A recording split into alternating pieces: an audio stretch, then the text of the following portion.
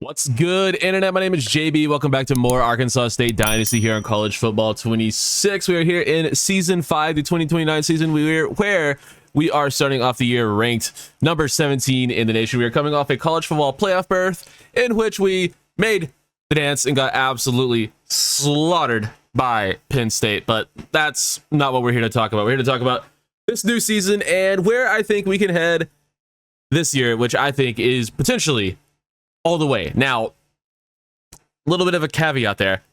If our quarterback and our receivers can hang, we can maybe go all the way. The rest of our receivers are great. We'll get to the roster. We'll just go ahead, jump straight into it. But if you are liking the content, if you enjoy the channel, if you enjoy College Football 26 content that is going to be coming out quite often, really long videos, full seasons, a lot of gameplay, a lot of rage, a lot of recruiting, a lot of all the fun stuff. Go ahead and drop a like on the video, subscribe. I'd really appreciate it. And let's go ahead and go over the roster, starting with quarterback. We're going to be starting true freshman Grant Shelley at quarterback. I came to this decision. It wasn't really something I feel like we need to do, but it's something that I feel like we should just go ahead and do. Brandon Speaks had a great year for us last year, but he did kind of just start launching picks toward the end. He's a good player. He's here if we need him. Miles Fish can't hit the broadside of a barn. So we're just going to roll with the guy who has the combination of the best athleticism of the bunch and the strongest arm of the bunch. Now, he's not quite as accurate as Brandon Speaks, but Brandon Speaks has had 3 years of development, and he's not that far off. Obviously, the deep accuracy is going to be a little bit better with Speaks, but Grant Shelley is a guy that we were very happy to get, and we're just going to start him right away. He's a 4-star recruit with, like I said, an absolute cannon for an arm and a lot of room to improve in terms of accuracy. This is a guy who could be very easily a 90 plus overall, and he's a guy that I really want to get the development train rolling on him. So he's going to start. If we need to bench him, we can. If he's really bad, we can just go ahead and redshirt him. We do have 2 pretty capable players, although we don't really like Miles Fish these days, but we've seen Brandon Speaks lead us through the college football playoffs. It's a rough situation for him, but it just is what it is. Brought in a really good recruit, and we're going to give him a shot. Also, we're an 89 overall team, 89 offense, 91 defense. Pretty good squad. At running back, we brought in Jordan Davison. He's a 90 overall elusive bruiser archetype, my favorite archetype of running back in the game. But he has 90 speed, 92 excel, 92 agility, 92 change of direction, with good strength and awareness, good carrying, good ball carrier vision, good break tackle, good trucking, good stamina, good everything. You see he has silver head first and downhill, gold side step, and armbar. An incredible player. We brought him in from, I want to say, Oregon. Yeah, spent his first 3 seasons at Oregon.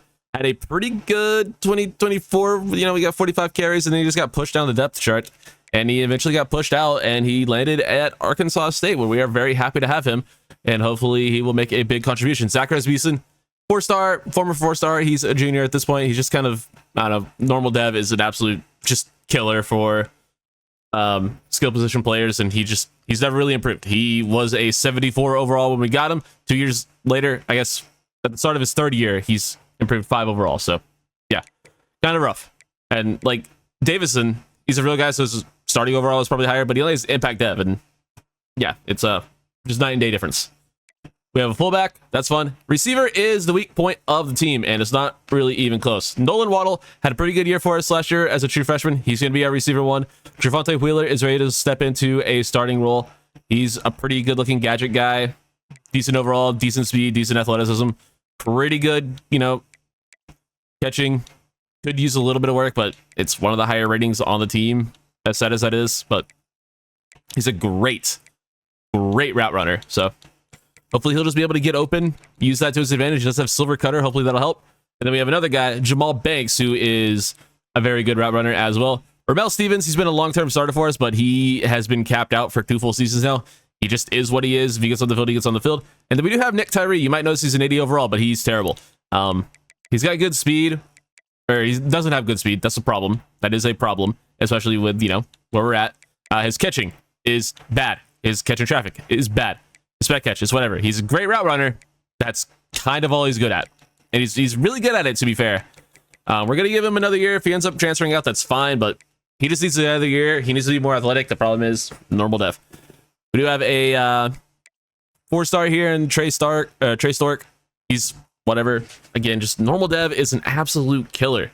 for skill positions, and we managed to land a lot of it, which is why I went out of my way to make sure we get some better players in the portal, or in the the recruiting trail this season. But we do have Marvin Scioli. He is one of the few bright spots on the offense. Elite dev, true freshman. Gonna be rocking a red shirt this year, but he has a chance to be something. He's a speedster, 5'9", 180. We'll see what happens there.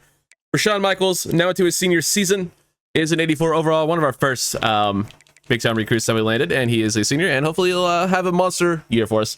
Ended as only an 84 overall with star dev, but really good player nonetheless.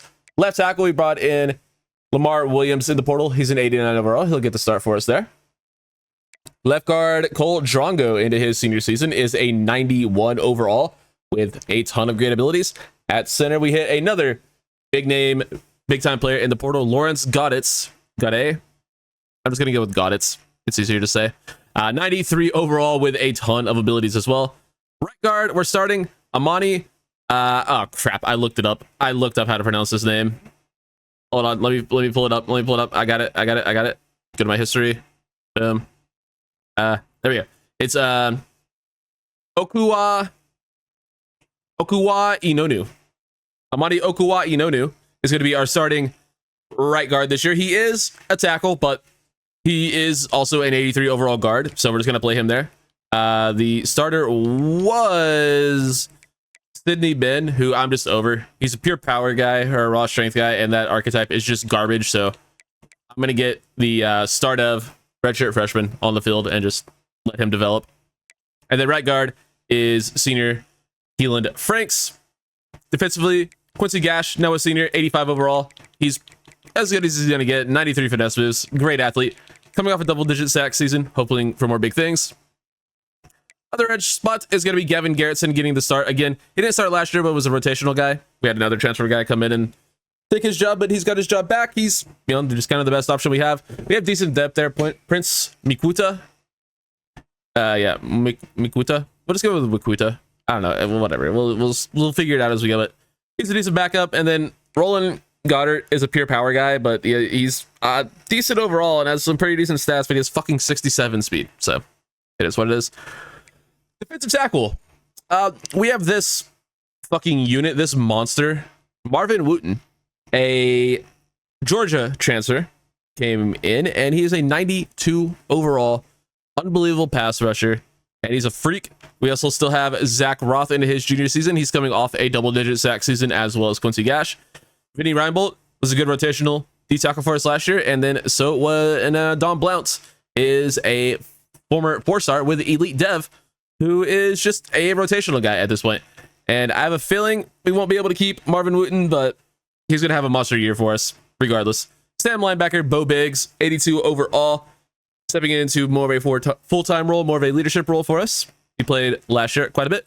Vernon Sturgis, he's been a 4-year starter, but, he's just kind of whatever. He's got some okay abilities. He's a good athlete. He's okay tackling. He's pretty good tackling, but he's just, he's not anything special. He's just solid. And yeah, he's entering into his 4th year as a starter here. Will linebacker is Teddy Montgomery. He's got a good development trait, a good overall, good athlete. Hopefully he'll rotate in quite a bit. Corner. We did end up losing DJ Pickett, of course, to the draft. He was here for a long time, but we did replace him with some really talented players in the portal once again. Duke Witherspoon transferred in from Mississippi State and then UTSA. So he's at his 3rd stop here. And we're happy to have him. 91 overall with some great abilities and incredible athleticism. We also got Raheem Stroud from Alabama to transfer in. He's also got some just incredible athleticism. Not quite as well-rounded in coverage as Witherspoon, but he's a good player. He's actually UCF to Louisiana to Alabama, so he's on his 4th team in as many years. Man, portal's a crazy thing, huh? What's his fucking deal breaker? Championship contender? Yeah, you're not good enough, I'm out. You're not good enough, I'm out. Gets to Alabama. Yeah, I went out anyway. And Alabama's like a 96 overall team, by the way. Marco Stack, ready to finally step into a starting role. He'll probably be our starting slot corner. Good athlete, good cover guy. Not an amazing athlete. You know who is an amazing athlete? Tremont Joe. Redshirt sophomore. We just decided to go all in on his athleticism. 95 speed, 99 acceleration, 95 agility, 99 change of direction. Yeah, his coverage. I mean, 81 man's not bad. 64 zone's okay. 79 press is okay. He's gonna get there. We'll get that figured out. But he's top notch, all world athlete, and that'll play at some point. George Olawale, good depth, and then we have some decent players behind him. Greg Whitaker, redshirt freshman. Pat Dubose, redshirt freshman, and then Dion Pierre, also rocking a redshirt this season. Alex Osman, one of our prize recruits from a couple of years ago, a 90 overall free safety with elite development trait. Odds are this is his final season with us, but we're hoping for a big one. He pushed Evan Brown to a backup role, but Evan Brown will still see the field quite a bit, hopefully. But yeah, you just can't keep this guy off the field. He's got 99 man coverage, by the way. So if we wanted to play him as our slot corner, we certainly could. And that's probably the best role for him right now, is to play slot corner.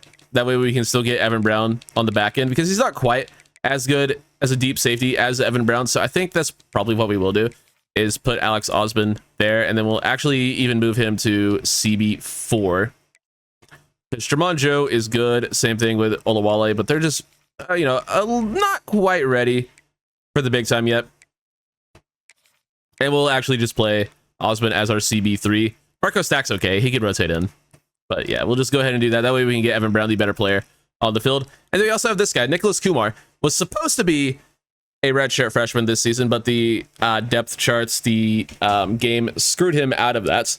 But, he's an 87 overall, has barely played. And yeah, he's also quite good. Another elite dev safety. And we have okay depth behind them. Kicker's still good. Punter's still good. And then if we take a look at our running back spot, Jordan Davison going to handle pretty much all of the workload. If he goes down, we're in trouble. Slot receiver is going to be Trevonte Wheeler, with Jamal Banks ready to step in there if we need him. I have a feeling Jamal Banks might end up being the guy. We'll see, though. Quincy Gash and Gavin Garrison off the edge, with Wooten and Zach Roth up the middle. Roth was the DT2 last year and still had double-digit sacks, so I think he'll probably be able to be just fine there. We have Vernon Sturgis, Bo Biggs, and Ty Montgomery as our sub-linebackers. And then, like I said, we're going to just go ahead and play Alex Osman as our slot corner. Just get him on the field as much as possible. Wooten nose tackle, and Willer is our D tackle. And I should probably go ahead and point out this guy as well. Another guy just kind of glossed over. Redshirt freshman running back Cam Gallo is a disgusting athlete. 94 speed, 93 acceleration as a freshman. And yeah, he's got start ev. Not going to play this season unless we, have injuries, but he's really fucking good, and we're very excited for him in the future. Before we hop into this week 1 match against Iowa State, which is a rematch from 3 seasons ago at this point, we do want to take a look at the recruiting board. It's set up a little bit weird to start the season. We only have 16 recruits on right now, but that's because all of them are really good, and we need the maximum hours possible. Now, I like Grant Shelley. He has the chance to be an incredible quarterback. But Vernon Rippon has maybe the highest ceiling of any player I've ever seen. He's a 5-star gem. Top 6 player in the country. Number 1 quarterback in the country. This is the player we want to get. Now, Oregon has absolutely no business going after him. They have like 12 good quarterbacks on their roster, but just look at this guy. 98 throw power. Just off rip. 82 short, 83 medium, 80 or 70 deep. Could use some work, obviously, but 83 throw on the run with 84 speed and 87 acceleration. Motherfucker has 98 throw power. Just off rip. Yeah, we're going after that player. I mean, we just have to. Grant Shelley, I like him a lot. He's probably going to end up being the guy, because we're probably not going to be able to beat Oregon and Texas and Notre Dame in a recruiting battle. But we're going to give it the fucking old college try, because 98 throw power is not something you see every day. At running back, we're going after Nick Pettigrew. He had starting interest in us, so might as well. He's a pretty good player. And we do, of course, only have Davison on a 1-year, bridge thing as a whatever it's called. Transfer. So getting in another really talented elusive bruiser type would not be a bad idea, and he is a proximity to home guy, so it feels like we have a decent shot here. And then at receiver, this is where problems start. We are going after a lot of really good receivers: DJ Trahan, Athaya Iwoma, and Tyree Franks, and Aiden Lee. All of them slightly different archetypes, but all very good players. We do have 2 speedsters, but we have a route artist with some really good abilities, and a elusive route runner who's a gem. Problem is, a lot of schools are also going after these guys. I would like to get more hours on Iwoma, but you see how our board is set up. We just, have to take a couple hours off of someone somewhere. and it just ended up being him. But yeah, we're really trying to hit receiver hard this cycle. Kiki Gold could be the successor to Rashawn Michaels. We do need to start looking at tight end. He's an okay player. Don't really know a whole lot about him, but actually, no, we do know everything about him. I did not realize he was scouted. Pretty good. 86 speed, 88 acceleration. He's already a better athlete than Rashawn Michaels. 84 catching, 77 catching traffic. He's quite good.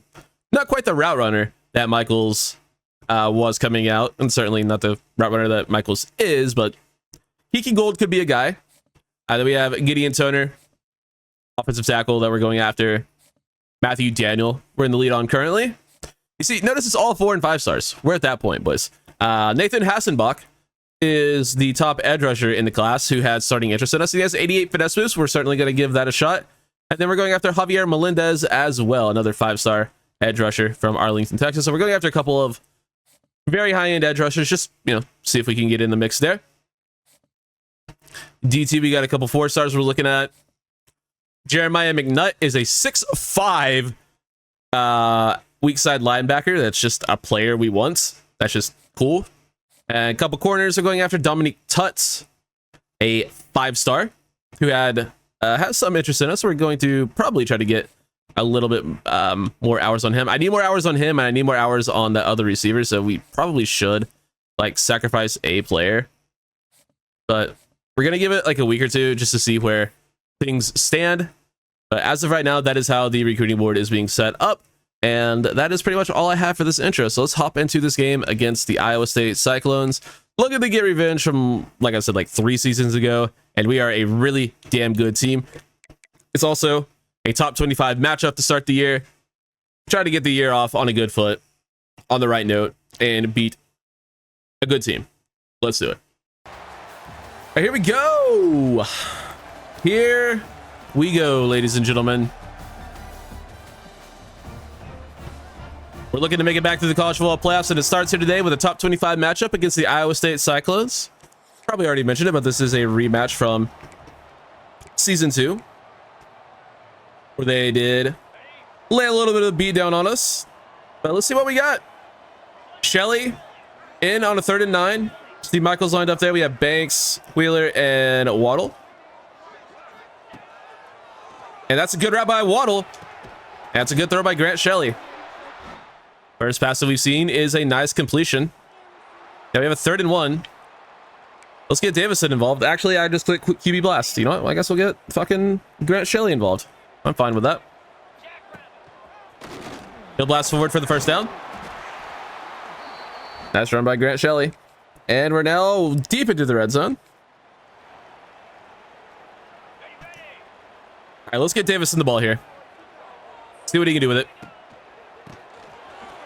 Nice jump cut. Not bad, not bad. We like that. He just looks like he's going to be a lot of fun to play with. Got a lot of abilities, really good athlete. And he'll find the end zone there. Jordan Davison is first of what is hopefully many touchdowns. That's a nice score. Nice way to start the season. We're up 7-0 on Iowa State. They do answer. And we do get the ball back in the red zone after an interception. Let's go. Bring it right back to Davison. They're kind of giving us the middle of the field here. They don't really have a lot of linebackers in the box, but it didn't matter. It really did not matter. Davison kind of beat up already. That's not good.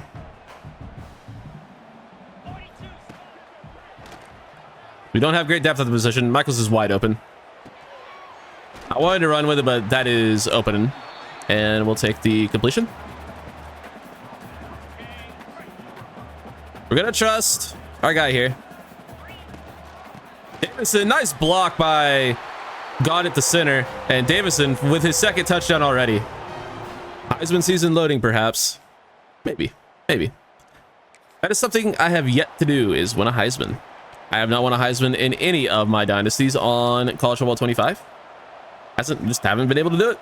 Finished, 2nd, 3rd a bunch of times. Never won one. Wow. Torched. Absolutely torched. Touchdown Iowa State. I don't know which corner that is. Witherspoon or... Actually, no, I'm pretty sure number 7 is Osman. Oh, he's not. No, he's not. He's 3. But whoever the hell that was. Absolutely torched. We'll go there. That's Trevante Wheeler. Did I say 2 interceptions? It does say 2 interceptions for Grant Shelley. Grant, my guy, that is not a good look. Gonna need you to clean that up. I haven't noticed him, like, he feels fine playing, obviously. Well, that's just unbelievably uncovered. Probably on me. Demetrius Graves, the Iowa State quarterback, that is a player we absolutely had on our recruiting board at some point when he was coming out of high school. Oh, Biggs, nice play.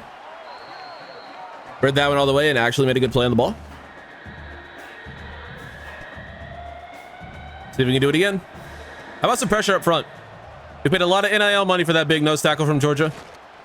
Let's get a play out of him. Let's get something out of him. I'll take a forced field goal. I'll take it.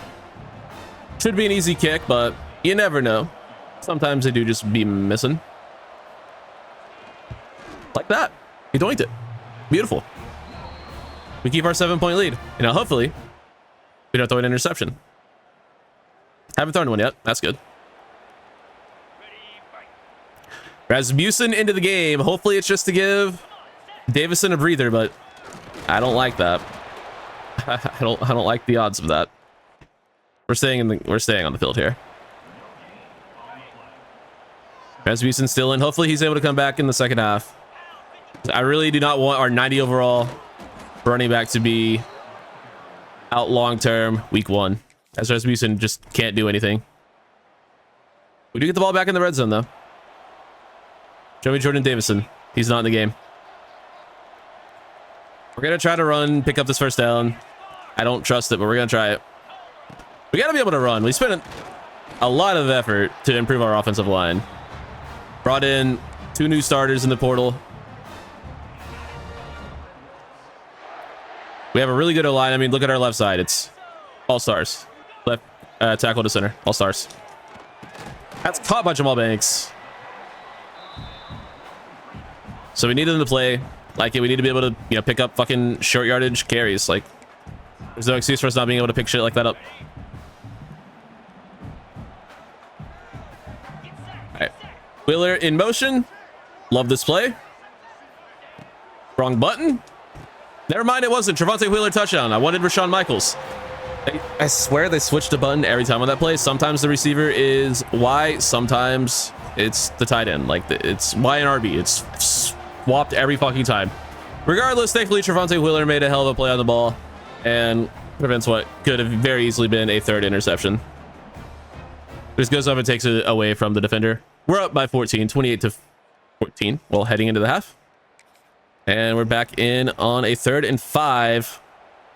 Rasmussen still in the game. All right. Let's check the injury report. Hopefully it's not serious. Shoulder strain for Teddy Montgomery. Okay. That's not even the guy. Okay. Either he's back or I don't know. Whatever. He's not on the injury report, so hopefully Jordan Davison is okay. That's a good ball by Shelley. First down. Got a 1st and 10. Rasmussen still the back. You know, I'm starting to not believe you about him not being injured. As Cole Drongo destroys a man. All right, let's try this again. All right, Michaels is RB this time. That's where we want to go with this play. That's where we did go with it. Unfortunately, not one of our best looks at it. We scored on that play a lot last year. Hoping to do so again this year, obviously, as it is one of the CPU offensive coordinator's favorite plays to call. Calls it all the time. Might just rip this off the seam, honestly. Well, I thought Michaels was A. Could have sworn that's the button it said when I looked, but clearly he wasn't. Thankfully, it didn't matter. We still get the first down.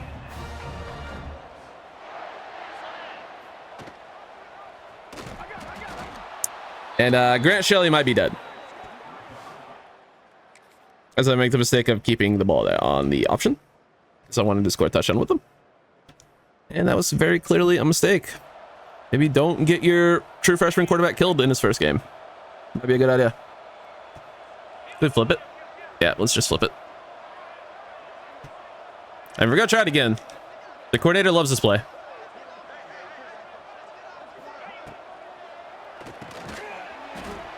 No gain. 4 interceptions for Grant Shelley. Ugh, that's ugly. Michael's on the slant. I mean, he's getting open on these. He's just not really gaining a whole lot of yards.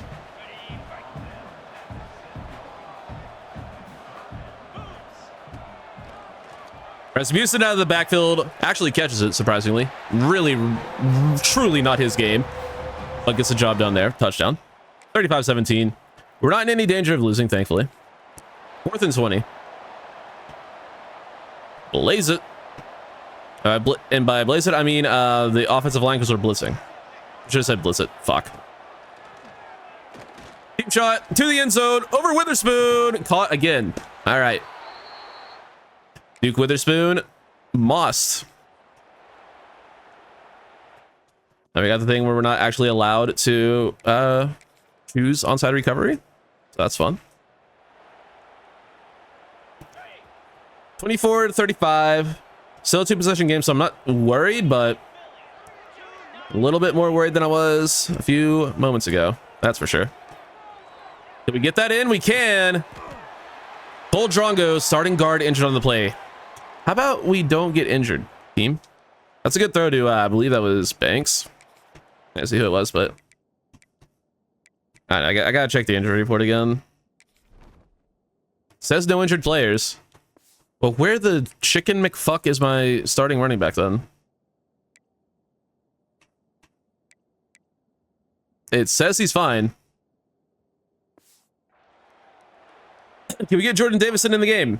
Is he just not here anymore? Did he transfer mid-game? What's going on? Where is he? Where's Jordan Davison? Can we get an APB out on him? Missing 190 overall running back. Reward, a little bit of NIL money or something. I don't know. He was on the field there. I saw him in like the replay thing for a second. He's just not playing. Willer makes the catch. Actually, no, I don't think he did. Never mind. Waddle absolutely destroyed that guy on that route. Touchdown, Nolan Waddle. What a route. That should put the game away.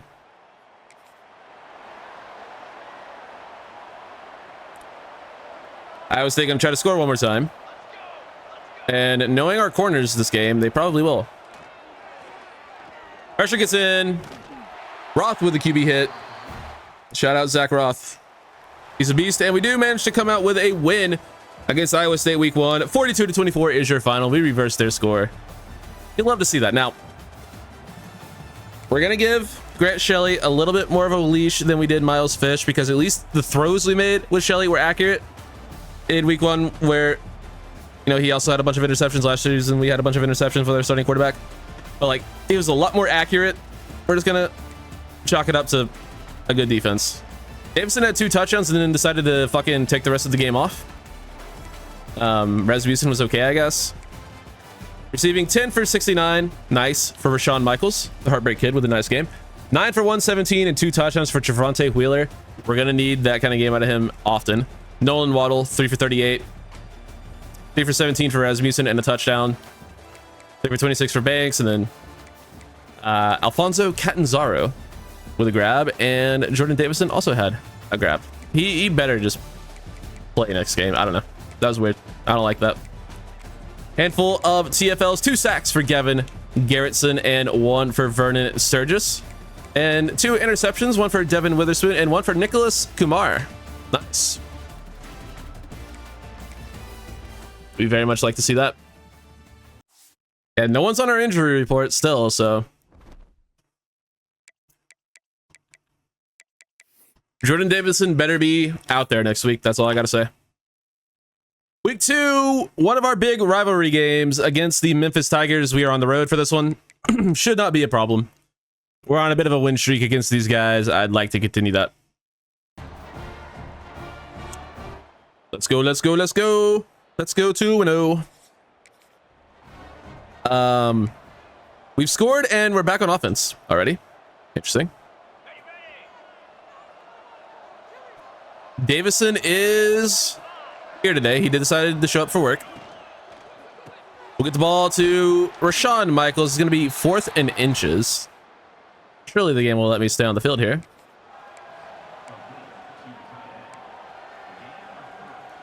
And we're going to trust our really talented offensive line.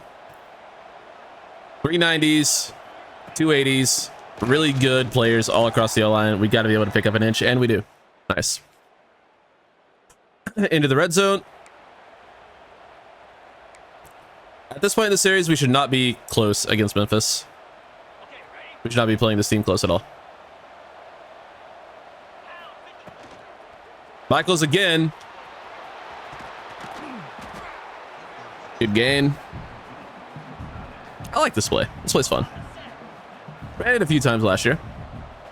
But pretty well. We'll get it to Davison. Ends up losing a yard. So we got to get the ball out quicker. Might be a good idea.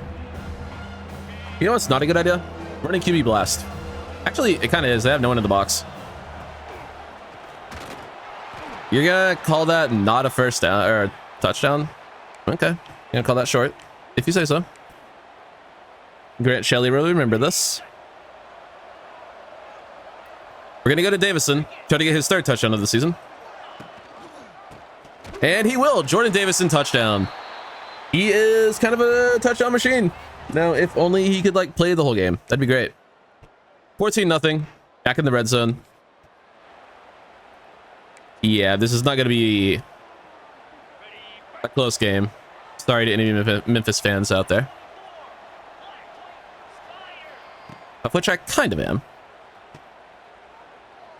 Touchdown, Nolan Waddle. 21-0 in the first half. Looking much more like ourselves today. I mean, Iowa State was a good team. And, you know, mostly just not throwing picks is what I'm, yeah, really talking about. Nolan Waddle was gone. But so is our offensive line.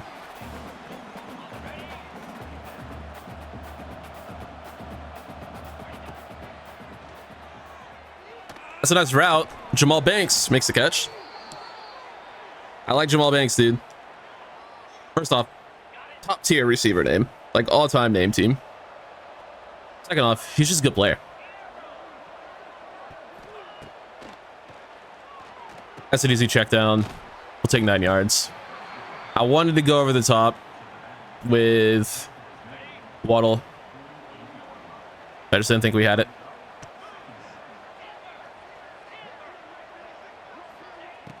We will rip that right up the seam to Rashawn Michaels. Big first down.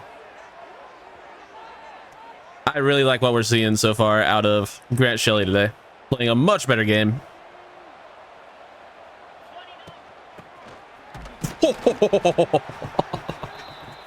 Oh, man. Maybe we are just trying to get Jordan Davison knocked out of the game. Good God. What a hit. Get that out quick to Michaels. Good gain. I mean, it's nothing special, but nice, easy completion. Don't need to do too much. Sometimes you just gotta take what they give you. Nice route, Waddle. I didn't know he had it like that. I didn't really know you could dice people up on routes, but apparently he can. That's the second one already in 2 weeks. He just completely diced the guy up on a route. Maybe Nolan Waddle is ready for being an X receiver. What a play. 28-3. Oh, God. Oh, God. Surely no one in the Mid-South has ever lost a football game after going up 28-3. We should be fine.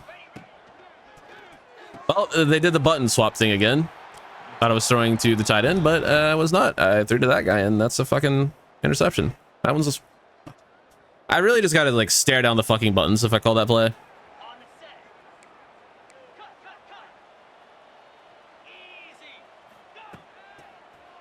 That's open up the seam. Caught! Trevontae Wheeler. Nice gain. Another 2 interception day for Grant Shelley. Need to calm down. And I need to be better, but I didn't throw one of them. Oh, god damn it. Davison took one hit in the second half. He's like, nah, I'm done. Rasmussen touchdown.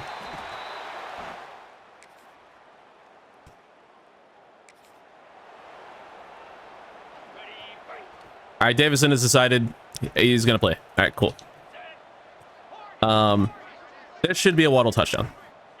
It's not going to be a Waddle touchdown. It will be a Rashawn Michaels catch, though. So we are up 38-3. It's still, wow, early fourth. Early fourth. I thought the game was almost over. I was like, surely the game just ends here. Nope. Not even close. All right. There we go. Duke Witherspoon with the pick. That's much better. Not getting mossed. And he's letting him know. He's letting him know about it. Okay, nice throw, dude.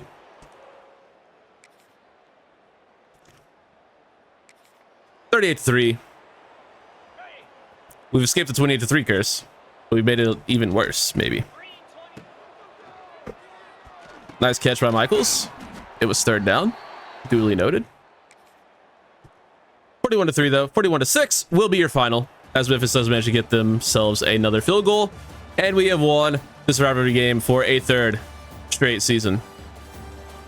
Why does Davison have a fucking literal mullet? That's wild. 354 yards, 3 touchdowns for Grant Shelley. Problem is he also threw a few picks, but we can ignore those. They didn't happen. Ooh, their quarterback did not have a good day. Neither did their backup. Let's go. Ours had an okay one. 350 yards, 3 touchdowns. It's a good game, but you know, the 2 picks. 24-104 and a touchdown for Davison. Touchdown for Rasmussen. 11 for 134 and a touchdown for Rashawn Michaels. 6 for 63 for Banks. 4 for 58 and 2 touchdowns for Nolan Waddle. 4 for 86 for Trevontae Wheeler. Davison had a few catches. Keelan Franks, be better. Be better. I mean, we can't bench you, but be better. Cole Jongo injured. Oh, come on, man. Handful of TFLs. 1.5 sacks for Quincy Gash. 1 for Roth, and then half for Vernon Sturgis. Picks for Raheem Stroud and Duke Witherspoon. Cole Jongo's career at Arkansas State is over. Torn pec. His season is done. He'll prepare for the NFL draft. That is a huge loss. All right, we gotta change some stuff around in the O-line. That's really bad. We've made multiple top 5s, and we somehow drop in championship contender, despite being 2-0 and a top 15 team in the country. All right. And we are playing another one of my old Dynasty teams this week, as we are taking on the New Mexico Lobos. That was probably my favorite series we did last year. Was a ton of fun. Turned them into a real beast of a program. Make sure you go check that one out if you just want to go watch some old College Football 25 videos for whatever reason. But yeah, it was a lot of fun. That series was very, very cool.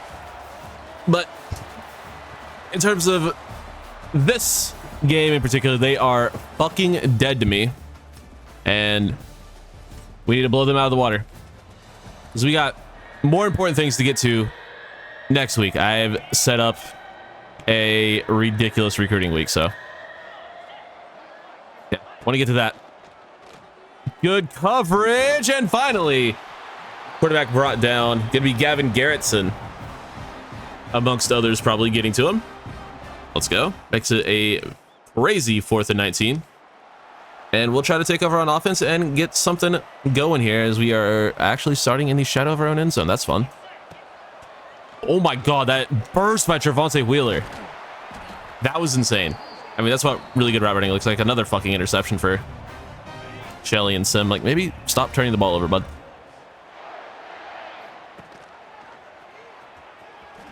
I don't know how much longer I could justify starting him if he's going to legitimately turn the ball over every fucking week multiple times.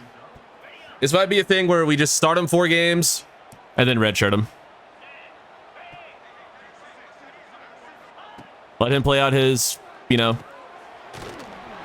maximum games and then go to a guy who we know can get the job done for conference play. It's probably what we'll end up doing, going to Brendan Speaks, as these turnovers are becoming a little bit of a problem.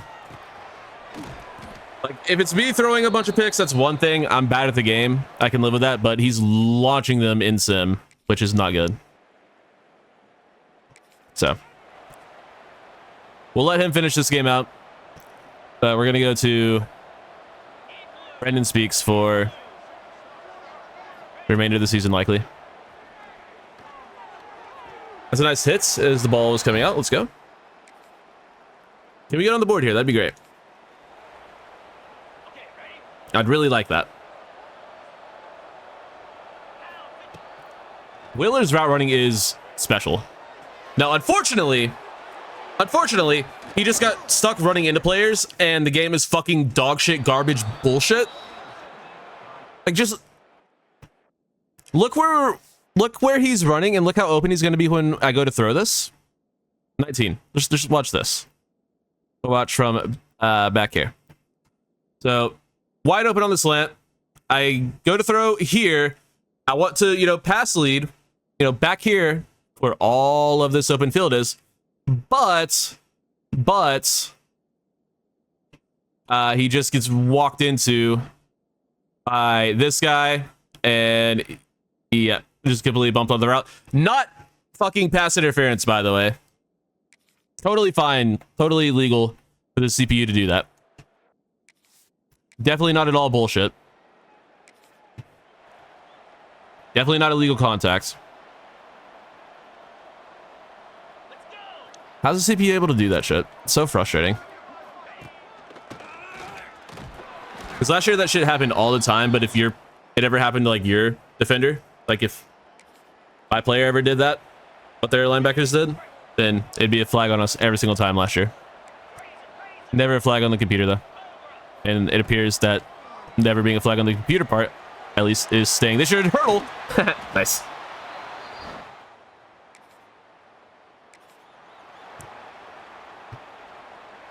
I do like how Grant Shelley plays. It's just the interceptions, man.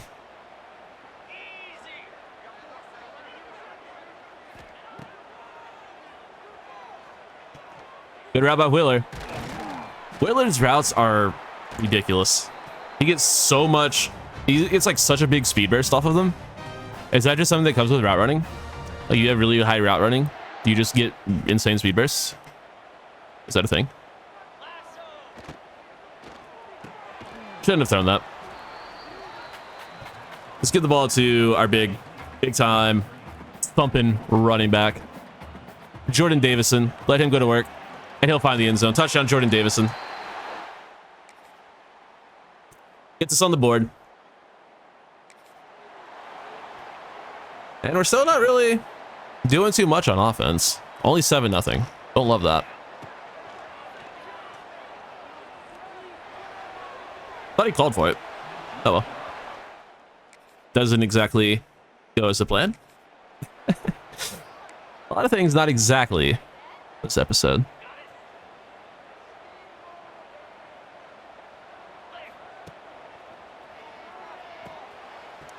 We get some blocks there.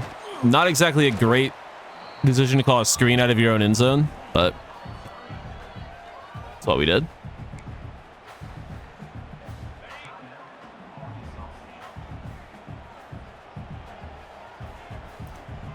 I don't really know what we're doing. We're not getting good play calls at the moment. Davison drops it. How about, like, I don't know, maybe a deep pass or something? That'll do. Like, how about we at least try to get down the field a little? Rip that into Michaels. Didn't need to possession catch that, but I did. I thought they were going to have someone stick with him. They clearly did not. Waddle's getting pressed. I'm going to try to actually get the throw off for once. And by the throw, I mean to Rashawn Michaels, of course, and it's going to be picked. Because obviously it was going to be picked. It was always going to be picked. You thought it wasn't going to be picked? Have you been paying attention? 7-0 into the second half. Third quarter. What I was going to say, but both are true.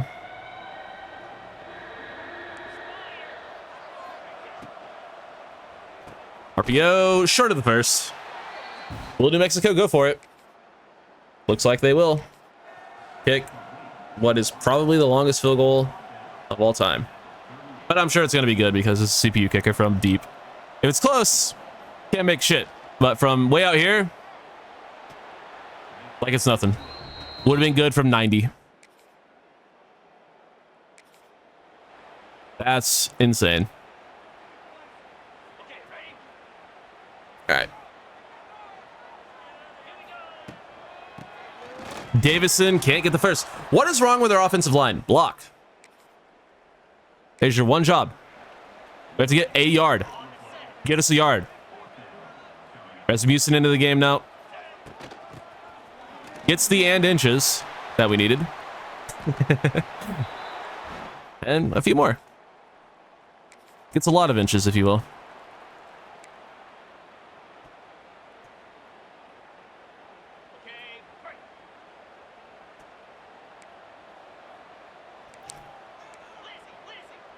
I'm gonna slant Willer.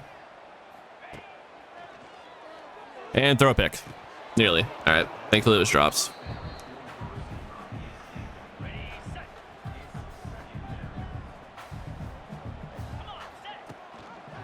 Keep it with Shelley. It's a few. Yeah, I don't know if you know this game, but we're actually like pretty close to the end zone. We actually don't need a bunch of like play action deep shots right now. I know it's crazy, but it's true. Trust me. I may not know a lot, but I know that much.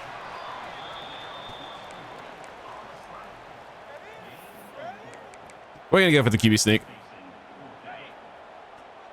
We have a pretty good completion percentage on this, especially when they don't line up over the center. We don't get the touchdown, but we do get the first.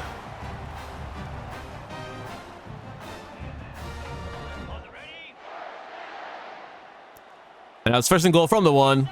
Rasmussen into the end zone. Late hit, throw the flag, get him out of the game. That's a dirty play. Regardless, touchdown Zach Rasmussen. Makes it 14-3. Back in the red zone. I guess Jordan Davison has decided to take the second half off today. Rasmussen gets a couple. He's not very good. I really wish he was. Davison's back. It's like, yeah, that guy kind of sucks. Let me in here. That's the guy getting my carries. Michaels, over 100 yards on the day. Glad someone showed up on the offense.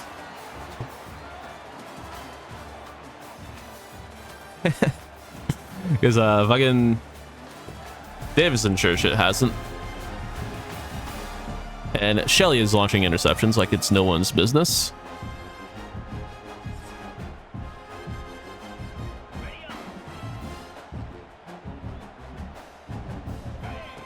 That's a keeper. Shelley into the end zone touchdown. Grant Shelley. Not bad. 4th and 8 attempt for the Lobos. Lobos getting put down by the Red Wolves. Just realized there's a lot of synergy there.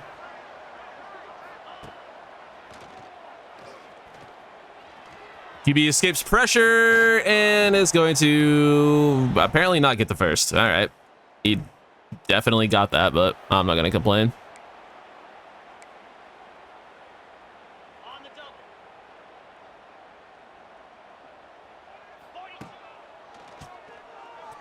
Get out to Waddle, and he's just too fast. Nolan Waddle. Touchdown. Let's go. Another 4th down attempt for the Lobos. It's going to be a 4th and 10. Yeah.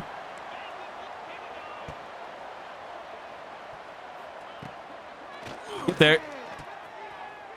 We'll take the incompletion. I wanted the sack. I guess we're just gonna run up the score at him. I'm okay with it. Supposed to be throwing a slant in and get intercepted. Speed burst is unreal. Touchdown, Trevontae Wheeler. Is that Cutter? What is that? What is giving him such a speed burst on these routes? It's crazy. 4th and 10. Where am I? There I are. Damn.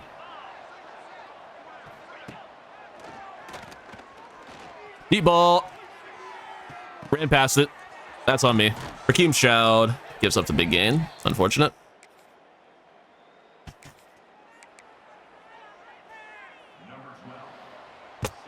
Onside, recovered by Jamal Banks. Not bad.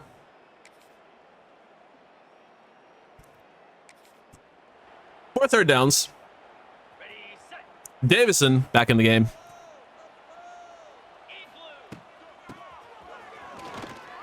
Nice run, Jordan Davison. I keep wanting to say JD Davison. It's a point guard for the Celtics.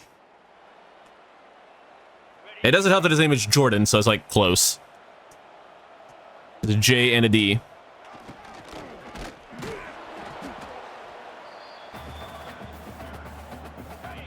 Basically the same fucking name.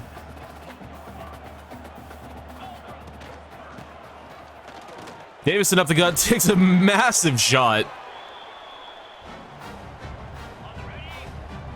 But he is a true between the tackles bell cow type, so he's going to get the ball once more.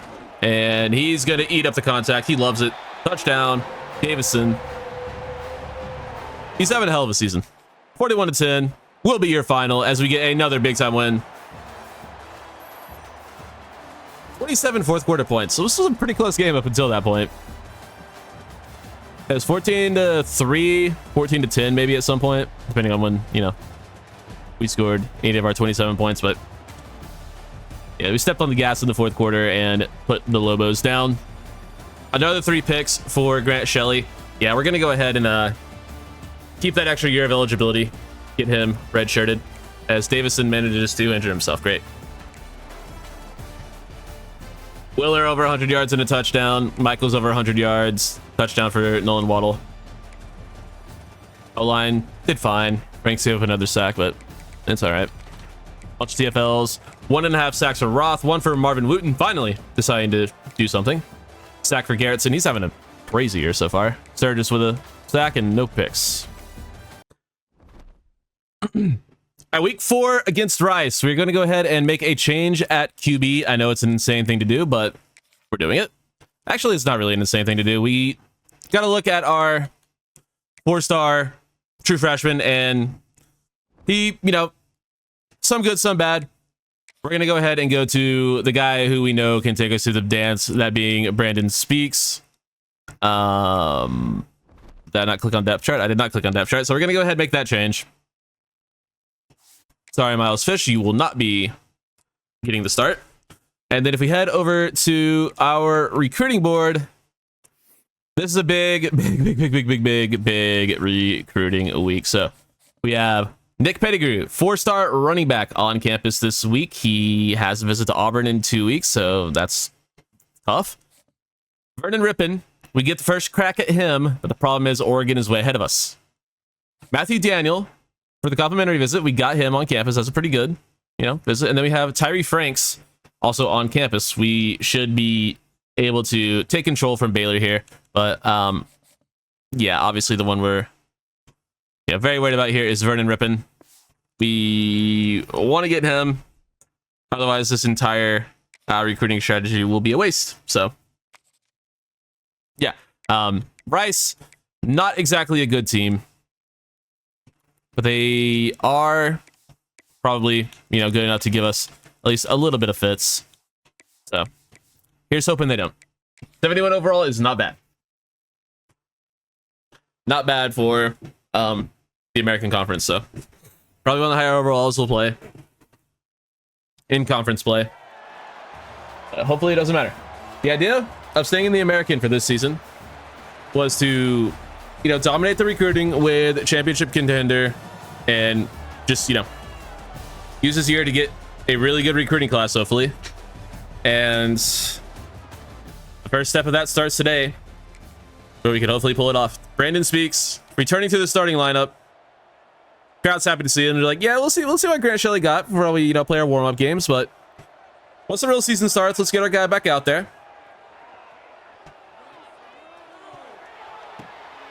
And, uh-huh. All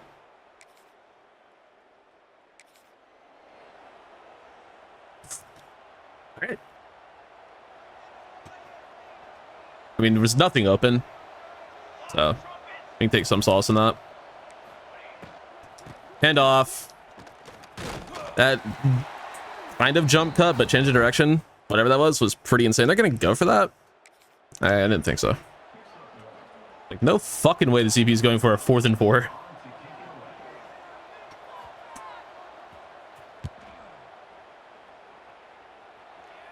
That's an unbelievable punt. I feel like the game just brought us in so it could show off. But let's see if we can't, move the ball a little bit. Davison gonna get the rock. Good run. A little bit of breathing room. You know what? Why not QB blast?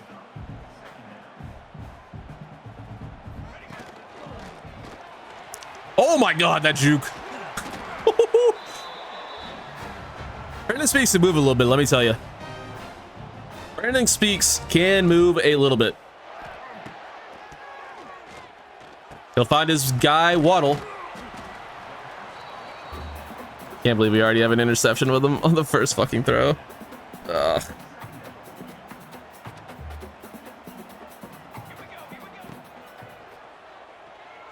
Take a shot to Waddle. He has a step. Nolan Waddle goes up and gets it. That's our speed demon. That's our deep threat. Nolan Waddle, big play. That's our fucking guy right there.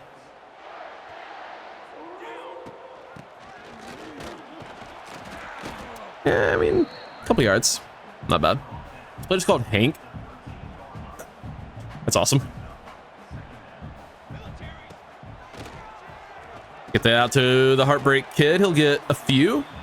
Makes it a pretty manageable 3rd and 2. Michaels is RB.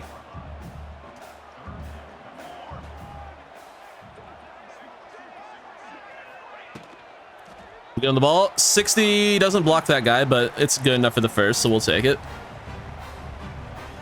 The Keelan Franks it is.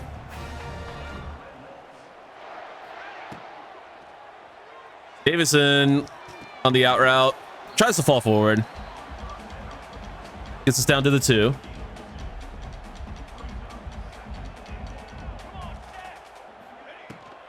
And that'll be a touchdown. Jordan Davison puts us on the board. Let's go. We need, obviously, the blowout here. 5-star quarterback on campus. 5-star running back on campus. 4-star O-line and receiver join them.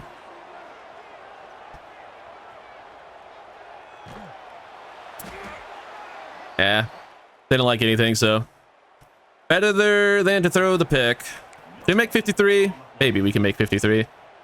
Let's see if Garbett has 53.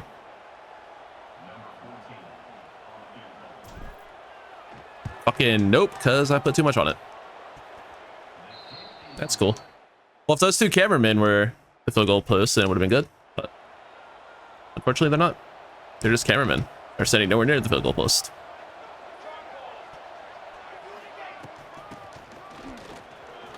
That's too easy. Just absolutely no pressure up the middle there. None at all.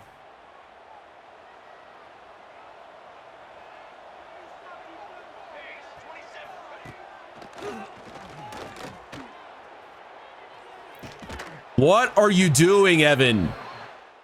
He doesn't even fucking make a attempt.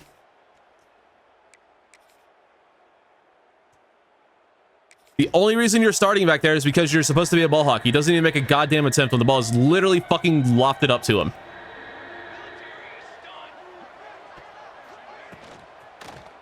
RPO. At least that one's incomplete. 3rd and 10.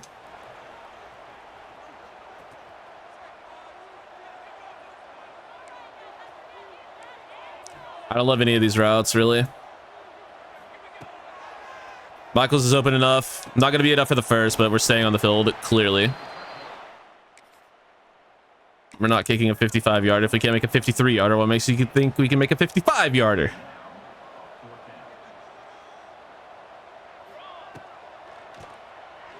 Waddle open.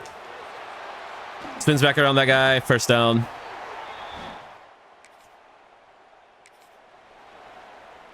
It's 2nd and 2. I don't like that it's a close game. We need a blowout, man. We cannot afford anything other than a blowout. We have a lot of complimentary visits. That'll help, but we can't have a close game against a lower tier opponent like this. We got to kill them. We got to bust it open in the second half like we've been doing. Although ideally, you'd like to think we could do that in the first half at some point.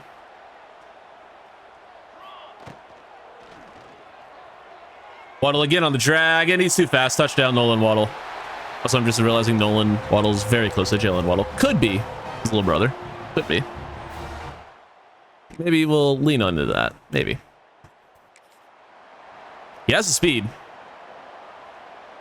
We'll say a cousin.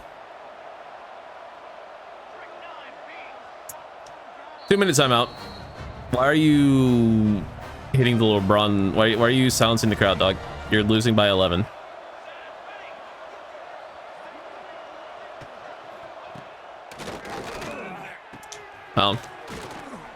I mean, I don't really expect us to play coverage ever.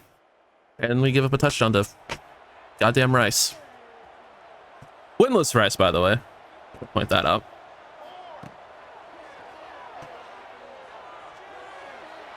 Thanks, what a catch.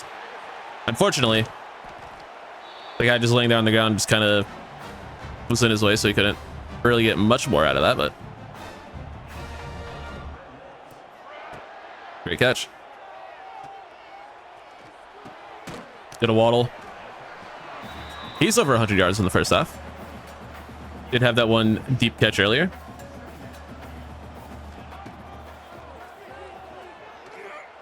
Gotta get that over that guy's head. And it did get over that guy's head. Should have been DPI, if you ask me. But what do I know?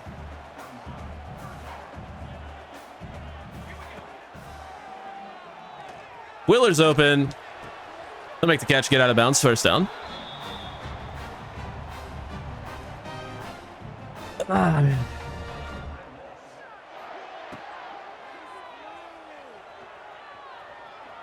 I wanted to send Waddle up the field there. What is the playmaker thing this year?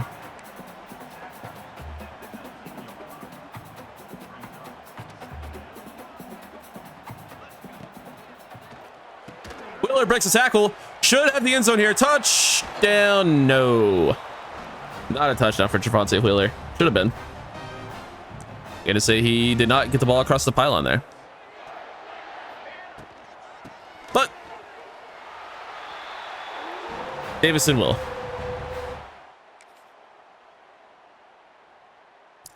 All in the red zone. Perfect.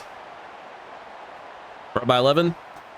Touchdown here gives us the magic number of 17 plus. And Davison injured. Stop getting injured.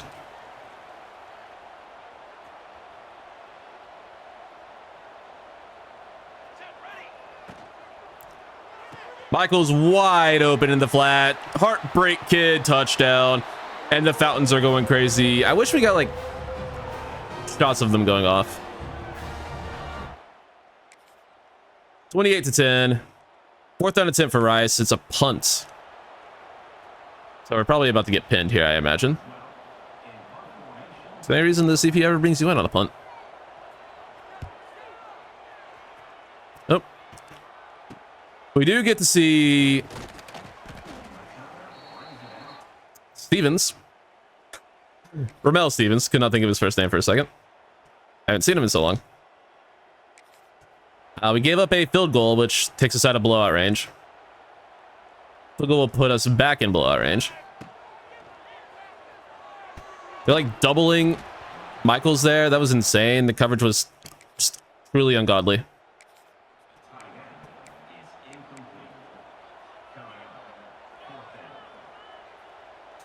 Someone make a play. Get there. No way. He doesn't get there. What the fuck just happened?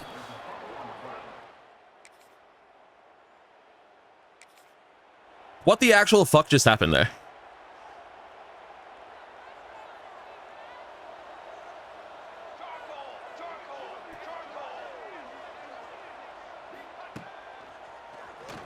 How is that so open? Be better. It's Rice. All right, we scored again. All right. We somehow got lucky and the game just ends, but we do score. We get a safety somehow, which is enough to get us the 17-point win, which is barely enough for the blowout, but it's enough for the blowout, so whatever. What a way to end the game. 200 yards, 2 touchdowns for Brandon Speaks. Davison, he seems fine. 2 touchdowns for him. 10 for 132 and a touchdown for Waddle. 7 for 75 and a touchdown for Michaels. Everyone else did some stuff. O-line was good. TFL's no sacks. Pick for Alex Osmond. Nice of you to show up finally. Dude's just a ridiculously high overall for nothing. We didn't get any commits after the game, but we did get into a number of top 3s. And it looks like we're first on everyone. At least everyone that we had on a visit. Up to number 13 in the nation. We're number 2 on DJ Trahan. He was not one of the guys on campus. Ranks were good on. All right, we're not looking too bad. We're not looking too bad at all. We do jump up to number 2. And fucking Oregon is going to be a problem. A road game against Army in week 5 already? Yeah, week 5. Season's flying by.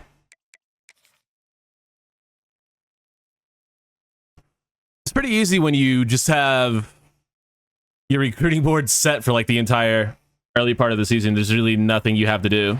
So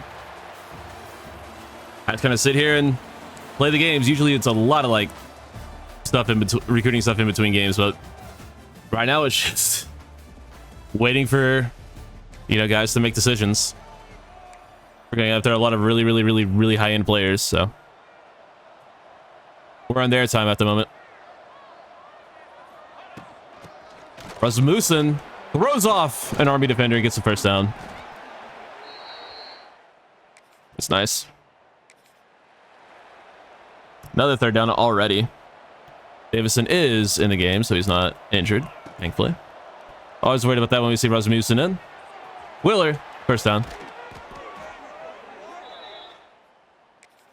Guess I really shouldn't be worried about it, and it just means we have a healthy running back rotation, which is all I've ever asked for in these games, but last season we did not have one. It was pretty much all Frankie Arthur. Davison, nice run. Jordan Davison is a beast.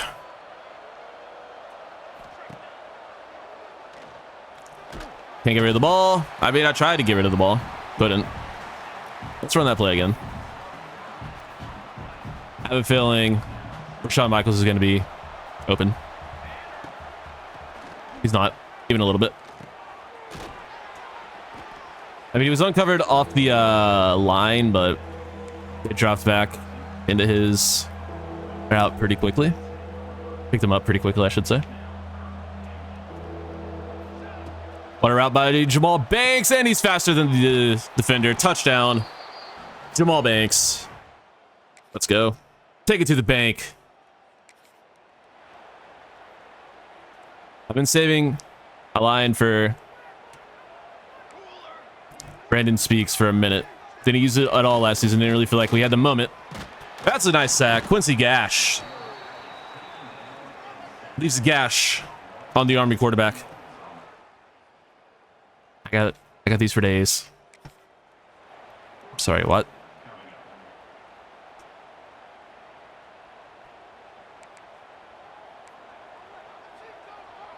Do they not have a punter?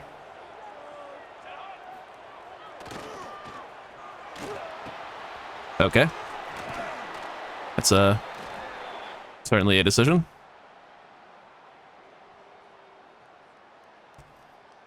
Certainly a choice to go for that on 4th and 13. Well, that went the entire first half, apparently. Okay.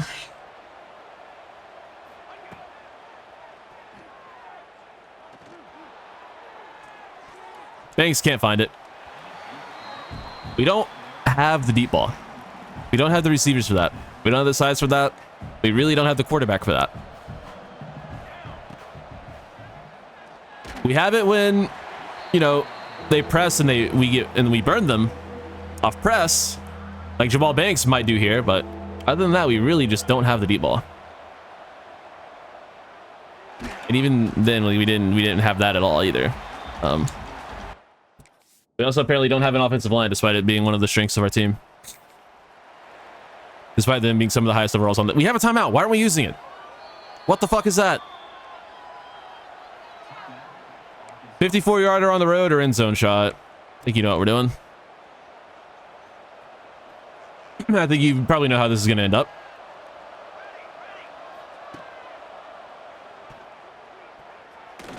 Well, it was one of two options. It was either that or an interception, so I'll take that. I don't think that's how that works.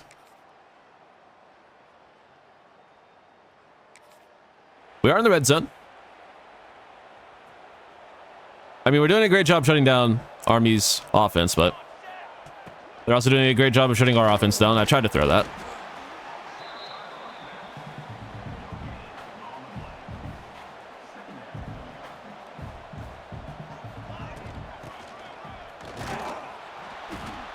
Huge 2 yards on 2 carries. It's going great. We're moving the ball very well at the moment. That's just not where the ball needed to be, even a little bit. What the fuck are we doing, man? I mean, thankfully, Navy is just incapable of moving the ball down the field. But, quite frankly, so are we.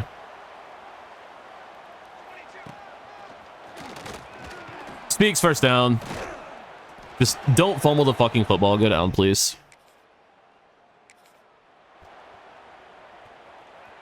Someone just, like, run a good route or something. Maybe. I don't know. That'll do. That one, apparently. I mean, we can't run the ball.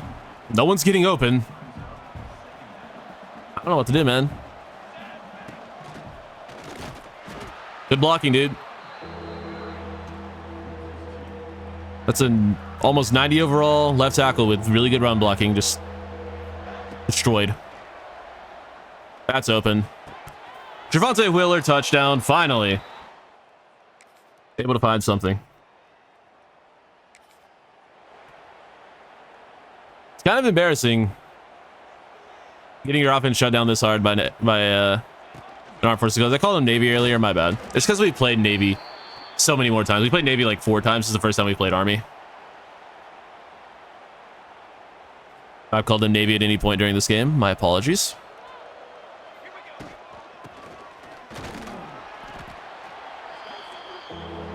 Davison, ankle bruise. We'll keep him out of the game. Go to Rasmussen.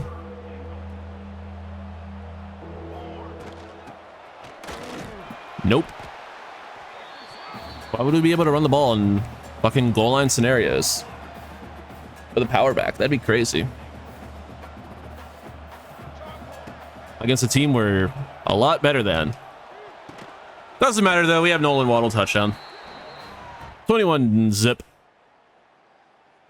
I can go for it on a 4th and 12. Let's get off the field here.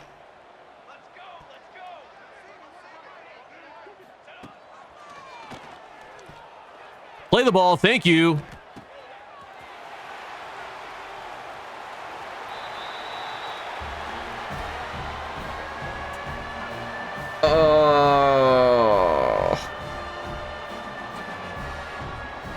Yeah, good play, bro.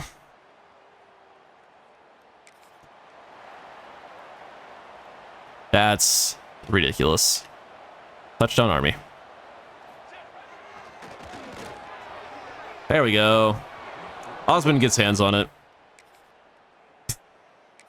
Dude, I'm gonna lose it with this game right now. It is testing my patience at the moment. Surprised I wasn't jumped.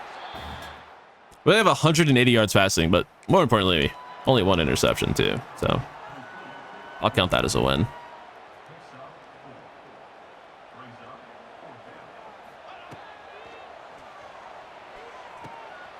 Waddle can't find the first.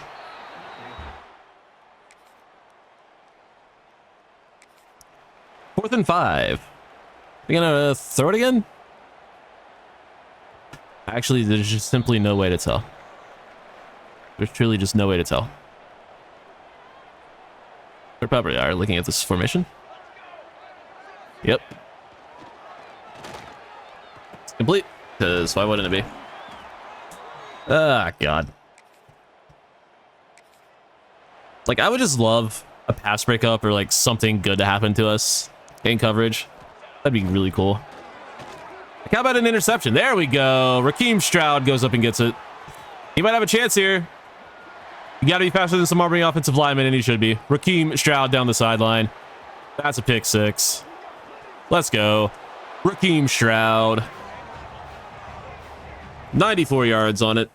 You love to see it. And we'll go ahead and not play that last down. 28-6 is the final. Nice win on the road against a tough conference foe. We'll take the dub. And salute our nation's army. Anthony Menace played pretty well. Pretty good game. I mean, 3 touchdowns is good, but yards and completion percentage, not so much. Great game from Davison. Didn't find the end zone, though. Over 100 yards. Willer finds the end zone, as does Waddle and Banks. Good game from Michaels. Good game from Davison as a receiver. O-line getting beat up a little bit. How about we don't? Boatloaded TFLs because we're running the ball every play. Gash gets a sack, and the huge pick 6 for Raheem Stroud. Can we get a commit here in week 6? Getting pretty close to a couple guys. It'd be really, really nice to get one. We do. It's gonna be Matthew Daniel, 4-star guard from Jefferson, Texas, our first commit of the cycle. And we're doing okay on some other schools. We're top 3 on Ripon. Oh, man. Oregon is going to get Vernon Ripon, and there's really nothing we can do. We just have to hope we can trigger a fucking thing, because they are just gaining like crazy on him, even though we have 60 hours. What's better? Is it better to do this? That's 2. That's 1. So I guess it is better. Okay. The problem is we just can't catch them like at all. Same thing with Baylor. Baylor's just gonna get DJ Trayan. Like, I just want to show you guys the Oregon quarterback room, and that they just simply don't need this kid, like, at all. Like, at all. You remember the end of last episode, we were going after some really good-looking quarterbacks in the transfer window. One, Quincy Truzilli. He ended up being like a really high 80 overall with insane athleticism. Yeah, he chose Oregon. He's an 86 overall. You know, that's not a problem. No big deal. Thing is, they also have a 83 overall backup. They also have another 80 overall true freshman, another 80 overall true freshman, and a 75 overall redshirt freshman. They have 4 quarterbacks that are really good. They do not need Vernon Ripon, but they're going after him, and they're probably going to end up getting him because it's Oregon, and there's not a goddamn thing we can do about it. We don't have any coach points to spend, even if there were like an ability we could get. Like we don't have any points to spend to even potentially do anything about it. And there wouldn't even be an ability to do anything about it anyway. So we just have to watch him commit to another school right in front of us. But we could at least go play in an NFL stadium. That's cool, I guess. Yay! Look at all the fucking people. They're so cool. It's the USF. It's raining in Tampa. Who would have thunk? It's raining in Florida. Oh man, I'm annoyed. Like if it weren't Oregon, it'd be one thing, but it's Oregon. Like they're the most overpowered recruiting school in the game. Like they just get every recruit. Like they literally, and it's also they just straight up don't need this player at all. They have 4 fucking capable starters, and they're still just going after him for no reason, other than just to do it. Other than just because they can, because they're Oregon. Like what other reason would they have to even want this kid?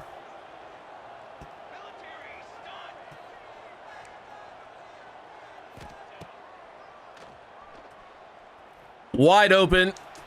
Oh, caught on the sideline. Let's go. Oh my gosh. Shervonte Wheeler, what a catch. Did not think he would reel that one in. But he did. That's my goat.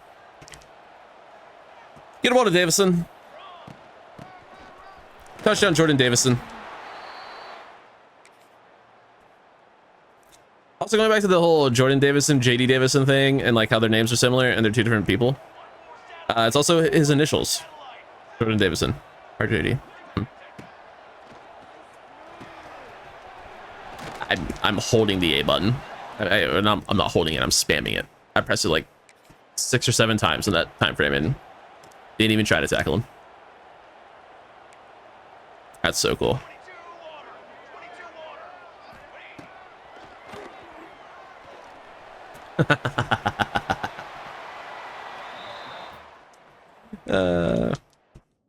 Get me out of this game. I don't even want to play it anymore. Hold him to the field goal. That's kind of cool, I guess. Kind of don't really care though.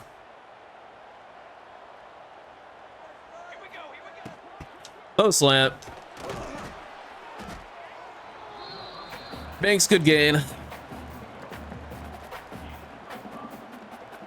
They're pretty stacked box. They have like 6.5 in it. Only a couple.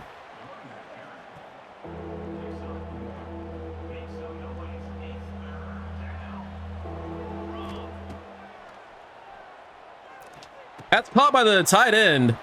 Felix, I think his name. I don't even know his fucking name, but he caught it. Please. Makes the catch. Good for him.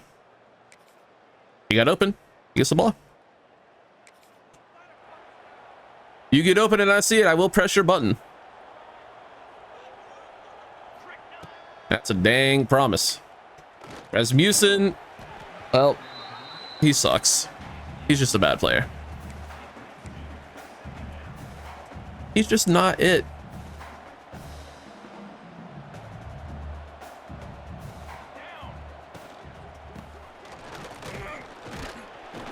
Not a bad run there. Nope.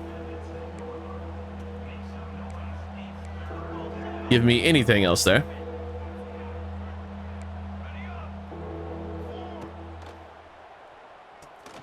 Can't find the slants. Because of course we can't. Bars. Meant to do that. I wanted to... I tried to fucking... I pressed the... I was spamming the damn stick to go back to play the moments. I thought I did. Clearly did not. We're back to this thing in like the first 2 weeks of the season last year. First few weeks of the season last year where he only wants to give us angle curls. We get the first at least. I would very much like any other play call, you know? Keep it with Speaks. Touchdown, Brandon Speaks. Let's go. 21-3, but it looks like USF scored, and it looks like USF scored again. 21-13.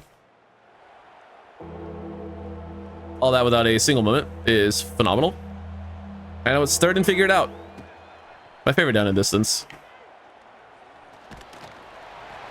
That is perfect coverage. It's like they knew what play we were running.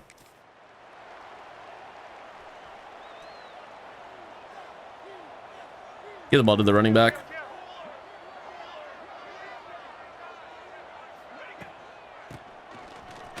Davison first. Looks like he's having an okay game. Hey, it's angle curls, my favorite. Give me any other fucking play call, please. It's the only one we know how to run. And we don't even know how to run it because it's not good. It's hope the fucking running back gets open. That's all that play is. Rasmussen back into the game. Ball 72. Good block. Touchdown, Zach Rasmussen. That's 3 different rushing touchdowns for 3 different players. Let's go. It's a cool stat. Does means literally nothing, but it's true.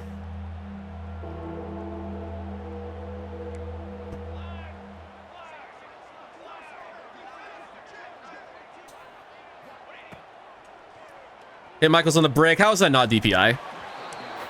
He literally tackled him as the ball was getting to him. Like, that's ridiculous.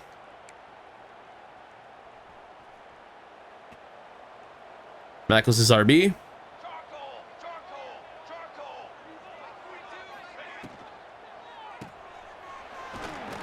Gives us a couple. Hey, it's angle curls. I love it. It's a great play.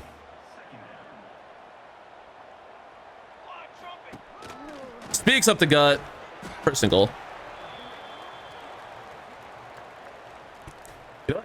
Didn't see angle curls there. That's good. Oh my god, Davison bounced off that guy. And a USF player injured on the play. Things you love to see. Oh. It's not exactly good blocking up front. Don't really like that. We'll try to hit Jamal Banks in the end zone. He drops it. Cool. We'll go, we won't go up. Another field goal. We'll miss the field goal. All right. If and you say so.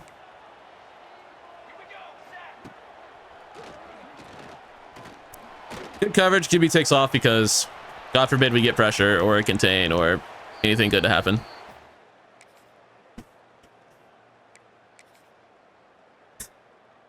Ah, this game is annoying right now. Mostly the recruiting thing, but also just holy shit. Fucking lose with dignity. And give me a good play call for fuck's sake. 28-13 is your final. We improved to 5-0. I don't really have a damn thing to say about this game. Other than it certainly happened.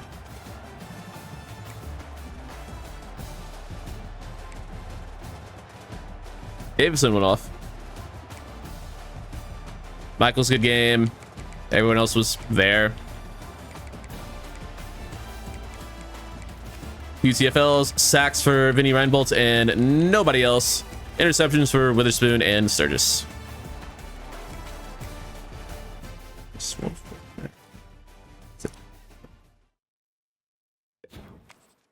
Please. Please. Give me 1 week, Vernon, please.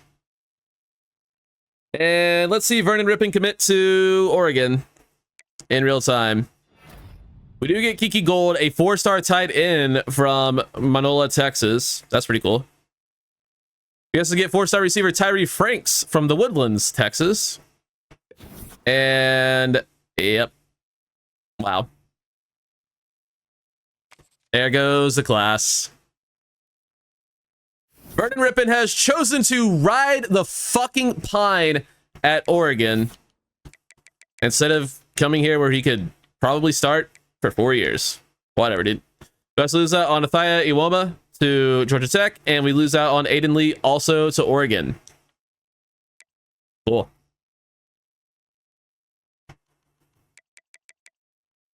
And we're in recruiting battles for Nick Pettigrew was legitimately ready to fucking commit. This game is a joke. This game is an actual joke. Welcome to the big leagues, fucker, where you literally can't win a recruit. Well, we'll see if there's any other players we can get. We can still get Jake Firth.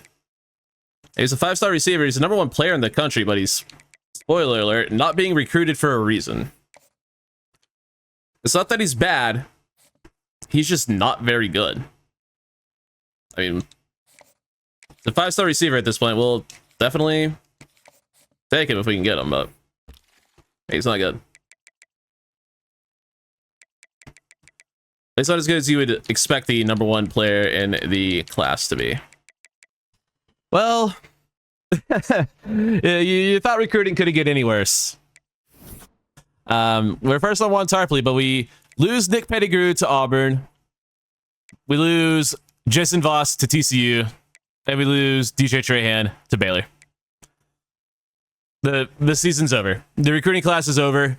The series might be over because we went all out to get a really good class and we missed on almost everybody. This guy was #1 on our fucking board. He wanted to come here so bad.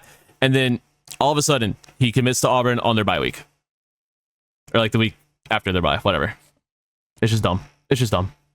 Like we didn't even really have a chance. Literally just was like we didn't even have a chance. So we can check out some receivers though, see if any of these guys are any good. There's still a few 4-stars left. This guy could be good. 6'3" with decent speed. Actually, 89 speed is quite good for this video game. So we'll definitely be offering on Antoine Peppers. Cool name as well. Victor Zwegu. What is called Zwegu?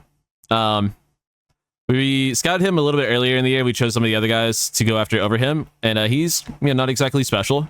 We have Brandon Gayton, a physical route runner. That's Press Pro. That could be interesting. If we get more size in the room, we don't need Zweglu, so we'll go 50 hours on Gayton. Because we do just still really need receiver. Jake Firth we're looking good on, but I mean, like I said, he's not good, so. I mean, this is the #1 player in the nation. 88 speed, 90 acceleration. Really good route runner, to be fair. Really good route runner. Like, he's not... The more I look at him, the better he gets, but he just doesn't look like the #1 player in the country, you know? Especially considering no one was offering him. Did he murder someone? I don't know. Just weird. Navy just always seems to be good. They always have a good record. We're 6-0, top 10 team in the country. They are 5-1. Is this week 8? I think so, yeah. We have a couple guys on campus. I don't really care at this point. It's just hard to care after that Oregon thing, man. It really is hard to care. They have fucking 580 overall quarterbacks on their roster, and of course they want the one fucking guy that we're going after. Granted, he's really goddamn good and probably better than everyone on their roster, but still, it's just the goddamn principle of why do you need him? And why would he want to go there? Like, they need to... That's something that needs to be fixed in the game. I know the transfer portal is a thing, and some of those guys could leave, but a 5-star should not want to go to a school that has 5 other fucking quarterbacks on the roster that are all, like, underclassmen and really high overalls. Like, they should fix the logic for that. He should want to go somewhere where he can play, regardless of, like, playing time not being his main deal breaker. It's just... It's stupid. It makes me mad. Because as a recruitment, we should have been able to win. But since Oregon is... one of the biggest name schools in the country, they just get them because. And we just got absolutely destroyed on that play, because why wouldn't we?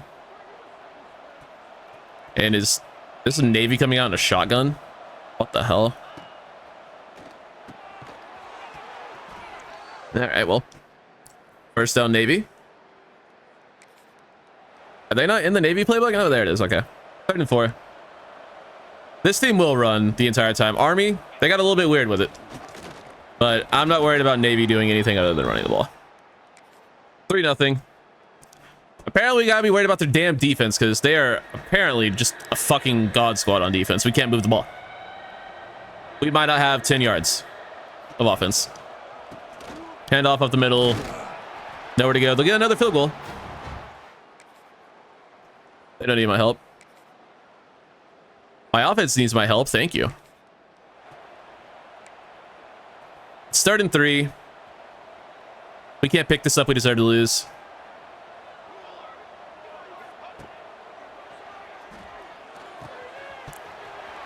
Wheeler, first down.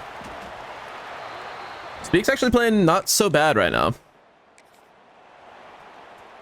No interceptions is the main thing. That determines that. Michaels can't hold on to it. Should have just led him to the end zone, maybe. But I didn't think they would be able to get back into that play, but they clearly were. Looking at Wheeler here. Just kidding, we're looking at the running back. Davison, first down. Gets dragged back a little bit, but will be fine.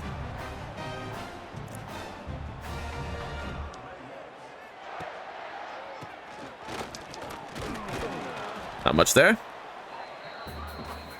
Someone say even nothing there.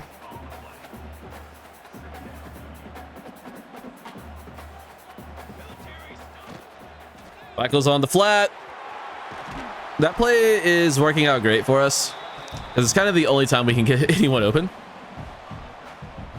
You know, for a 6-0 team, we sure don't play like it on either side of the ball, really. I guess we play like it in sim. Sometimes on offense, but we sure shit don't play like it too often. And we know our weapons aren't good, but the rest of our team should be. There's some pressure. Quincy Gash. Nope.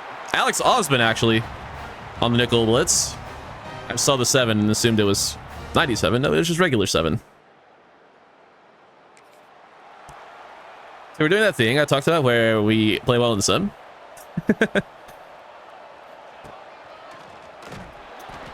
Timeout called for some reason. Okay. That's what you want to do with your timeouts. Be my guest. Davison doesn't score and maybe wastes another timeout. Okay. Bold strategy when all you do is run the ball to waste your timeouts. Are you fucking kidding me with this?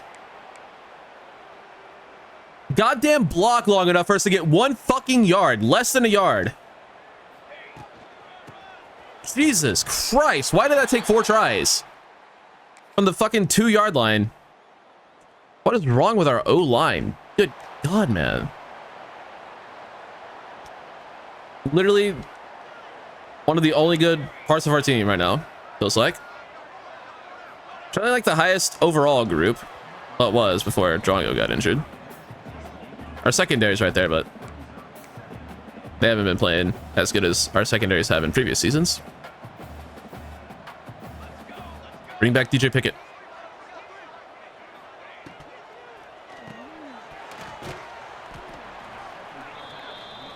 Ball to our guy, Rashawn Michaels. And let's go ahead and not score here. It's actually not, we're not even gonna run the fucking play. I know we're not gonna score on it, so we're not even gonna try to score on it. We'll score on that instead. We can't run the ball with it. Davison, we'll throw the ball to Davison. 21-3. Maybe he's going for a field goal. Could be a chip shot, but fucking missed, dude. Damn it. Like, why can't my kicker do that? Make a chip shot. Sick 4th quarter moments. Telling our fucking blowout win. That's really cool. Although we didn't get a moment until 2 minutes to go in the fucking 4th quarter. It's no longer, you know, a free win.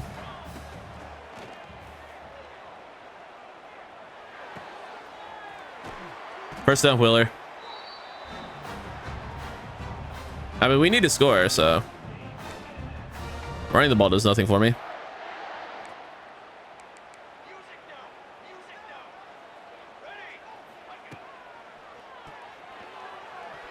I tried to lob that, but we got hit, but somehow Ball Banks comes back to it. What a player.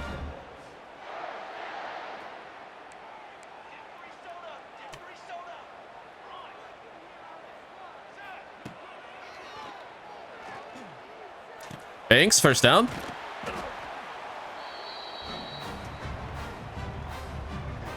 Is he an next receiver all of a sudden? Maybe. Actually, he is. Where is Waddle?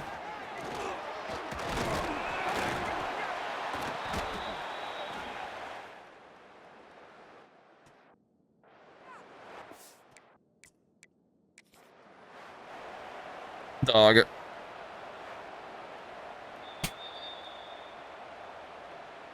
All right, cool. Game gave us the ball back. It knew what was up.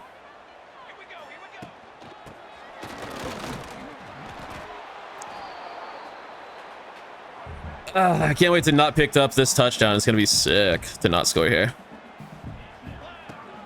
Holy shit, we scored there. Nice. Now the problem, the massive problem at hand is the fact that we're not in blowout range. Shit, I tried to jump back in.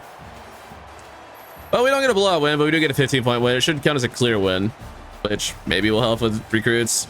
Really couldn't afford to not to blow out this team, but oh, we went and didn't blow them out, so that's cool. 3 touchdowns for Davison, but not a great game. Pretty good game from our receivers. Oh, Waddle just didn't play in this game at all, did he? All right, that's fun. Franks continues to suck it up on the O-line, and then sacks for Osmond and Garrettson. No picks.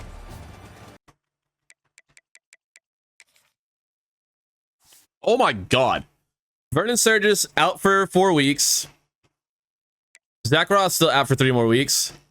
Drongo we know about. Oh my god. Montgomery out for 7 weeks with the quad tear. Groin tear for Waddle. Marvin Wooten fractured shoulder blade. 90 ratings overall. 17 weeks. Like, Jesus Christ. No wonder our defense can't do anything. We do get 5-star edge rusher Nathan Hassel back, so it's not all bad. We just get a 5-star edge. That's cool. We also get a 4-star defensive tackle Jalen Tarpley. Not bad. Couple good players there. We dropped to number 10 from number 8. Interesting. Hasselbeck is quite good. Hasselbach, rather. 84 speed, 86 excel. Decent block shed, decent tackle.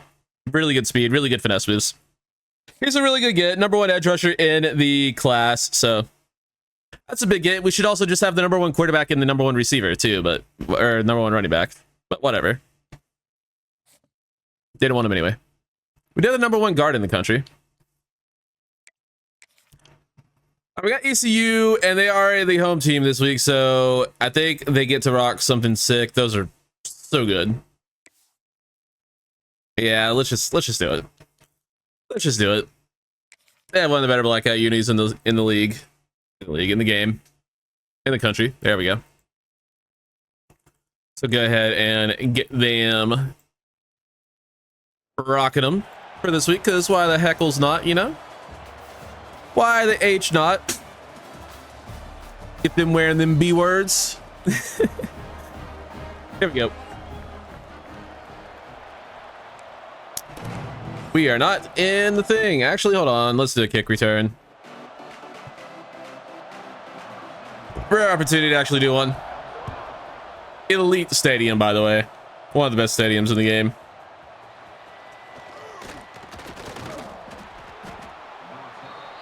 There's Coach Ackerson. What a lad. What a lad, Coach Ackerson. Neutralize edge pressure, effective chips and tight end, deceptive, something. All right. They really expect anyone to be able to read that? I like how we do absolutely dick all on that opening drive. Why can't we ever establish the lead early, you know? Quick throw, complete. Gonna say you got forward progress. I disagree. He did not. Whatever.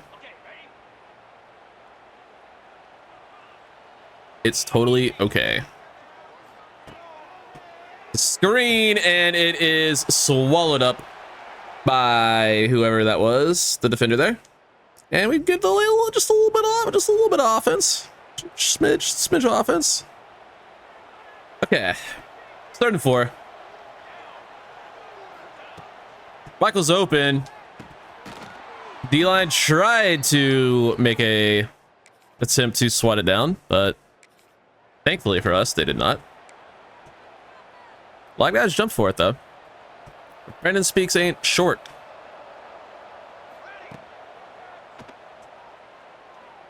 We got Michaels. He's not going to be fast enough to outrun that linebacker.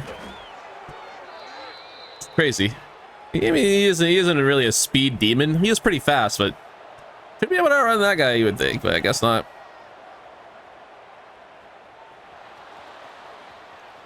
Thought we could run for it, but we'll just go ahead and toss it to Davison. Touchdown, Jordan Davison. And we already back on the offense. Let's go, dude. That's where we want to be.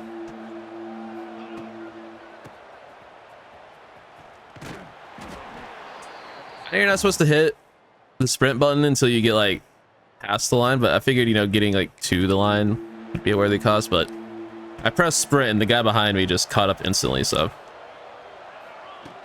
What's the point of a sprint button if it just makes everyone else run faster too? Something I've always wondered about these fucking football games.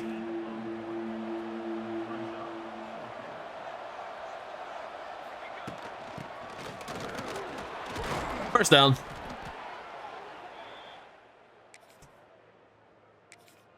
That's all we care about is the first.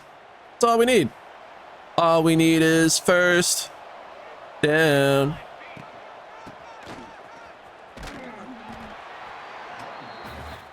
It's not a good run.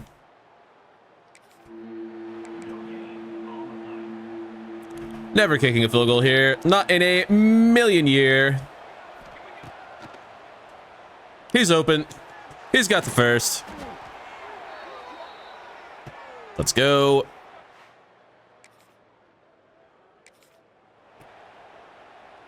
Can we flip this? We can. Probably not smart, considering it's a design rollout.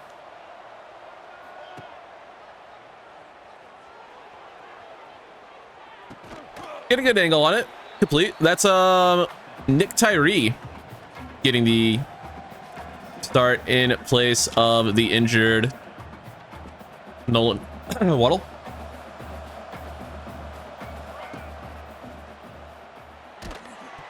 And all those yards we just got are gone. Okay.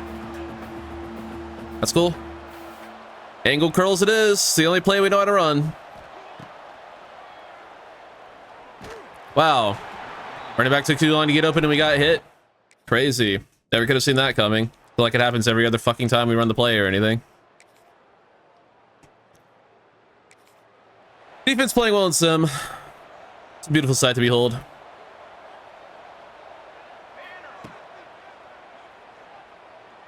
Ball came out way too late, but still caught. We'll take that and be on our merry little way. Do we think Davison can get positive yards here? Guess no. You would be correct.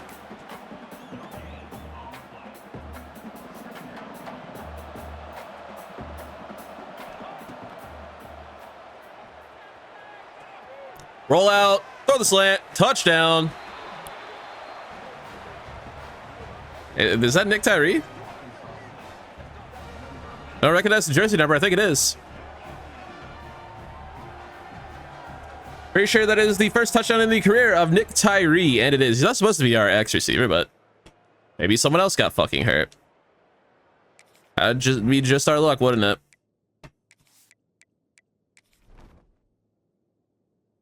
Yeah, Jamal Banks, hit pointer. He'll be back, but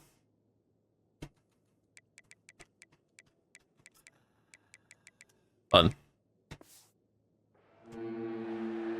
31.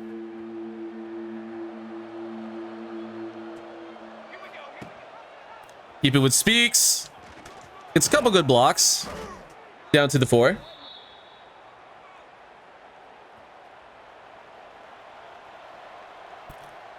And it's going to be another handoff to Davison this time.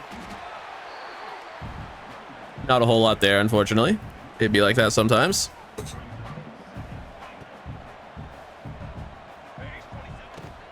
Michaels wide open in the flat. Rashawn Michaels, the heartbreak kid, with a touchdown.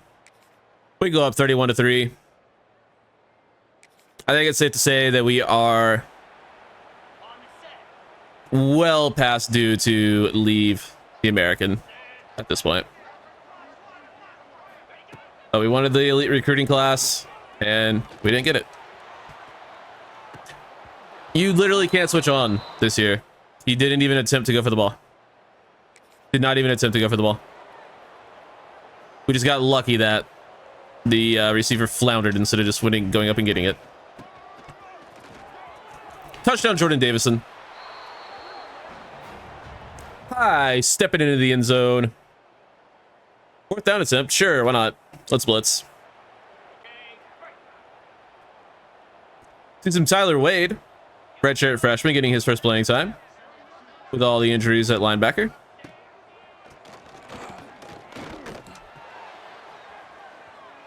That'll be an incomplete pass, and we will get the ball back once again in the red zone. 2nd and 1. I mean, I'm down to run up the score. I'm always down. Keep it with Speaks again. Not a yard, I guess, if you say so. If we don't get this, I am deleting the game. All right. I don't have to delete the game. So there's no possible way we don't get that.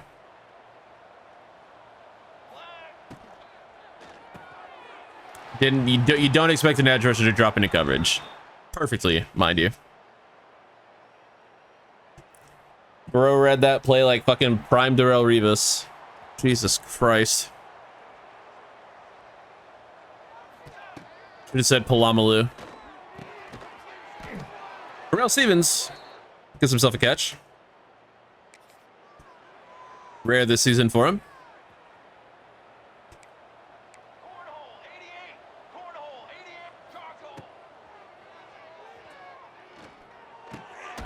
No one's open.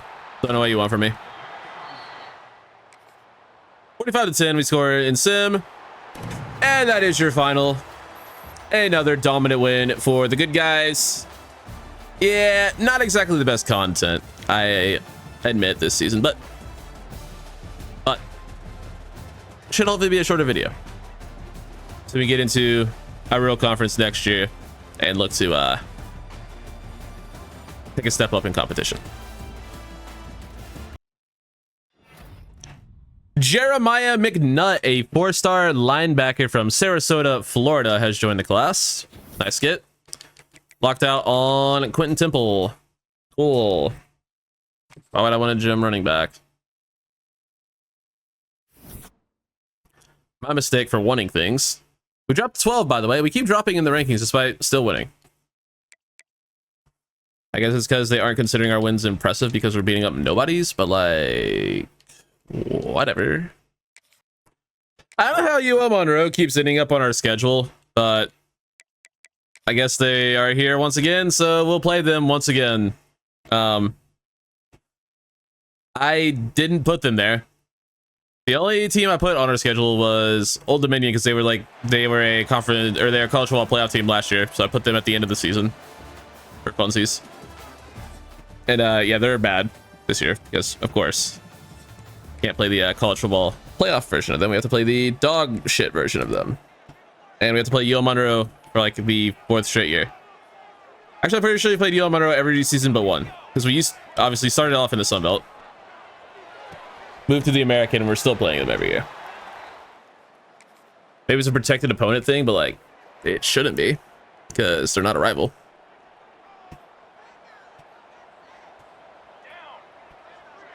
I'd be okay if it were a rivalry game, but it's not. Oh my gosh, Alex Osman. Nickel blitz, gets home. Big play. Nice to see him do something. For as good as our DBs are, I really wish like they would get interceptions like during the game. That'd be really cool. Rashawn Michaels torched that guy, but didn't have time, clearly. 3rd inches, run the ball.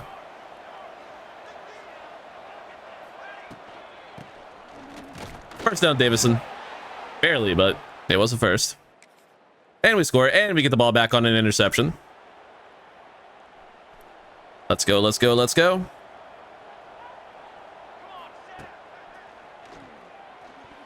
Get the ball there, dude. He's wide open.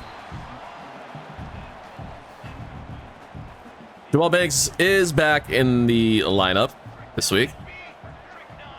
Of course, still without Nolan Waddle for the rest of the year. And he was playing some very good football for us, so that really sucks.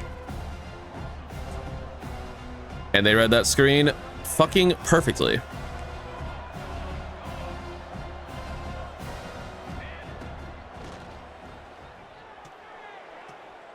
That's just an insane throw. Thank God it's dropped. God damn, it would have been, man. All right, surely this is good enough. We actually made it. I'm surprised it wasn't short.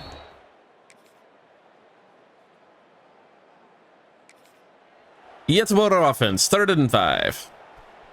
I like it when we play offense. That's pretty cool.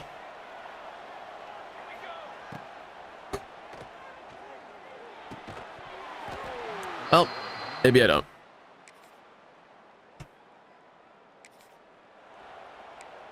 Third and 7, man. I wish our pass rushers were healthy so we could actually get some pressure here. We'll have Zach Roth back next week. I mean, we have Quincy Gash, but when was the last time he made a play? 10 to 10. Why are we in a close game against UL Monroe? The world may never know. He almost made a play on that, but Wheeler able to shield the ball. And we scored. I don't know how, but I'll take it.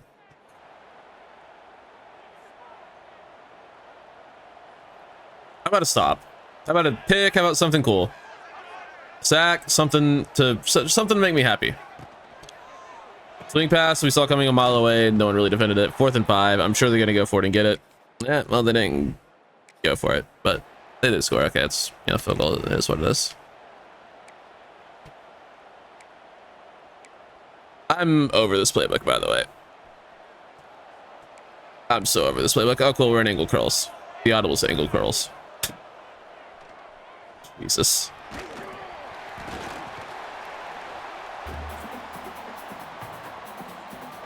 I am over this playbook. We're going to Ohio State or something. I don't know.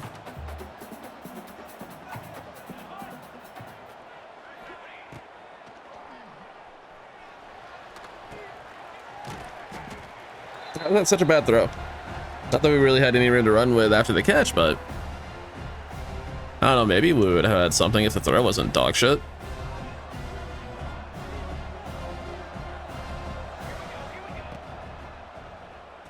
Heartbreak Kid open, first down.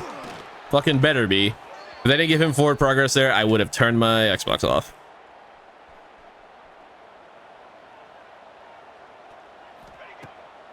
I wouldn't have, but I would think about it.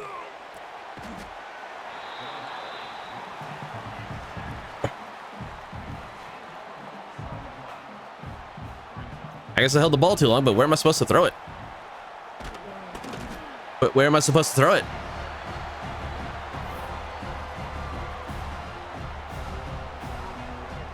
Is he really holding it too long if I don't have anywhere to throw it because I don't have time for my receivers to get open?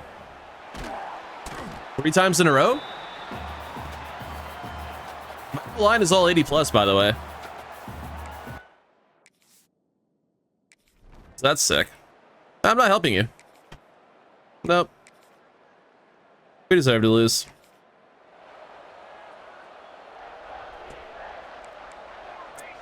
I don't want to lose, but we kind of deserve to.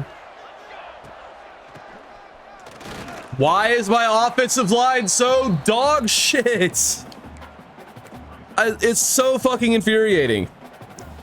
All of them are 80 plus overall. 2 of them are 90 plus overall. Why are they so fucking bad? Against goddamn UL Monroe. We are 30 overall higher than this team. There's not a single good player on the opposing team. Why is our offensive line so fucking dog shit? Why are we in a 1-point game against a team we are 30 overall better than? Jesus Christ. And damn near fucking turn the ball over there. And I'm sure an RPO will work. I'm sure an RPO is a great call here. Wow, look at all the yard we got.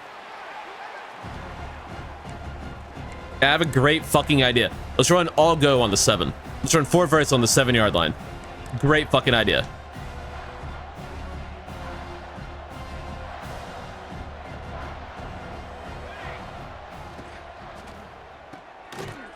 I don't know why I thought we would actually get yardage out of that. It wasn't a go ball. Inside the 10-yard line. My mistake.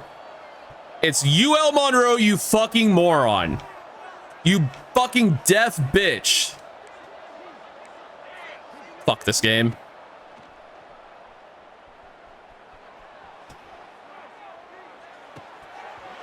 Touchdown Jamal Banks. This game is so fucking bad. I love it, but it's fucking awful. This game is trash. Someone get to the damn quarterback. Oh my fucking god. How did they get 8 yards there, dude? Yeah, I'm sure my defense does need help.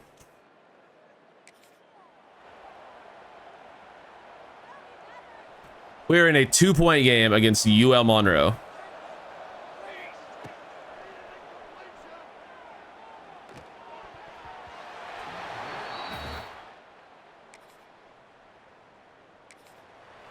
Bro literally did not even look at the football. Literally just let it hit him in the fucking ass.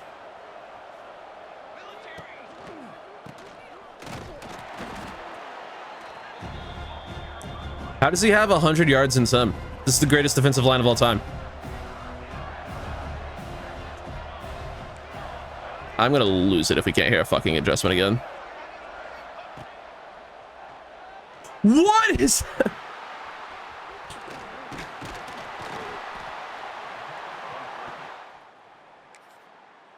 This game is really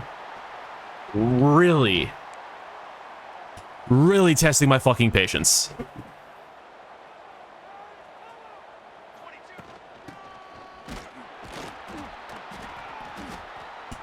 Like, we literally can't move the ball. We can't move the fucking ball. It's goddamn impossible. It's like we're playing the fucking goddamn NFL All-Pro team or some shit. The greatest fucking defensive line of all time. Truly fucking unstoppable. Touchdown, Brandon Speaks. Finally, something good happens. Good God. 4th and 3. Get a fucking stop, you useless idiots.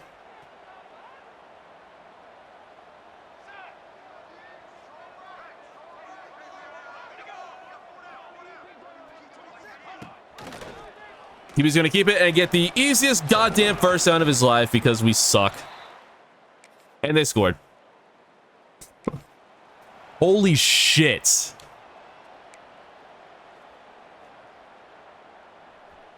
What the fuck is happening?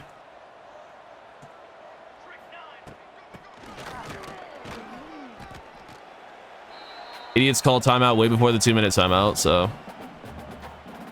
At this point, a first down will effectively end the game. Speaks. Actually, like 3rd and inches there. That's good for us.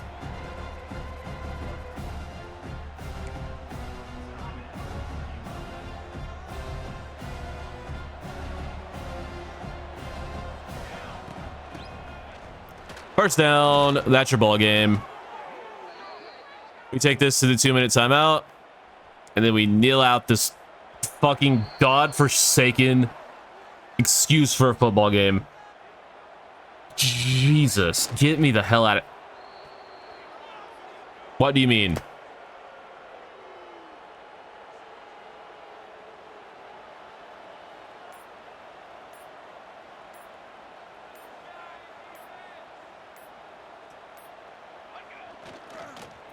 Why are we... What is happening?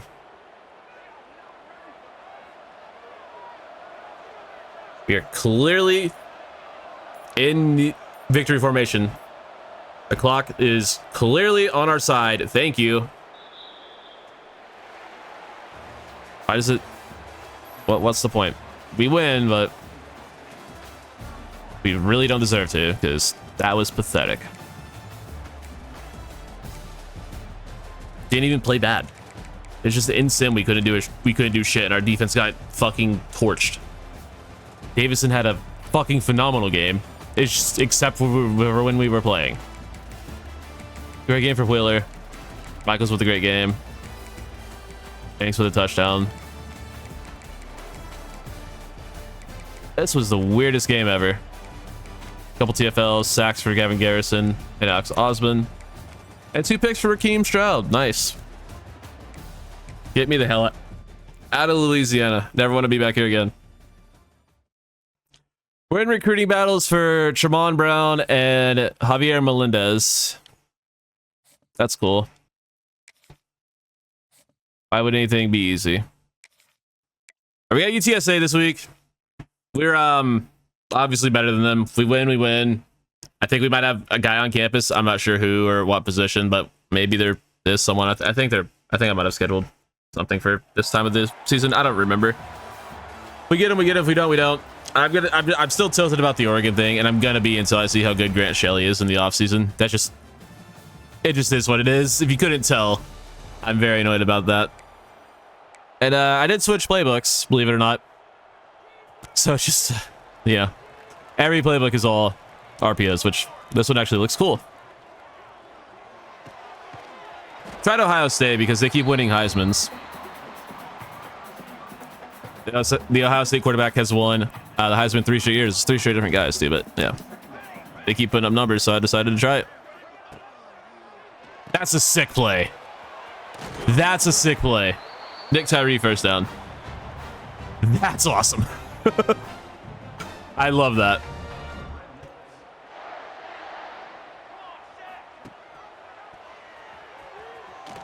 That's a dope screen. I imagine it's even better with, like, speed at the position, which... if we ever find any of that, I'll let you know. I think we have Zach Roth back for this game, too, by the way, which is cool. We lost the yard there. Uh-huh. We lose the yard there.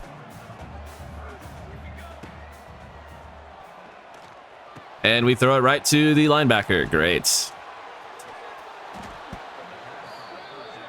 You know, I will always just be asked at this game, apparently. There's just simply nothing I can do to be good at it. First and goal from the 7. We do have Zach Roth back. That's cool. Need him to do something. Go Biggs on the back end.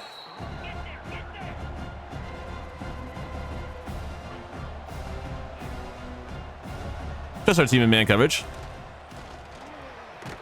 It worked. Go Biggs. Back-to-back nice plays.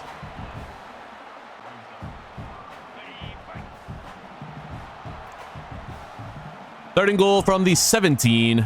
We got this. See if Bo Biggs can make a play in coverage now.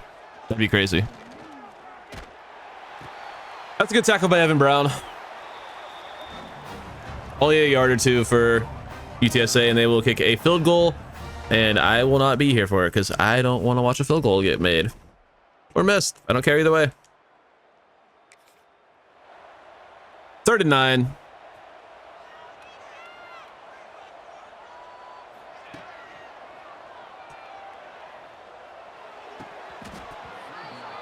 It'd be really cool if we could get open against UTSA. I know I keep talking about how bad our receivers are, but I mean, I can't imagine UTSA's secondary is good. So like, if we could get open against them, that'd be cool. Or if our corner would not get beat so bad, that would also be cool. 90 overall corner, by the way, just getting fucking torched by a UTSA receiver. I'm over it. I'm over this game. Like, what's the point of having a 90-ish overall team if you don't play like it? Like, why do I have 90 overall corners if they can get destroyed by fucking UTSA receivers on every play? What's the point of having good players? Why not just play with bad players? If they're gonna get beat anyway, might as well fucking not even have good players, right? Stupid, man. The good players don't even feel good. Try a draw. Oh, no gain. Crazy. I know I expected our offensive line to block for us. That's my mistake.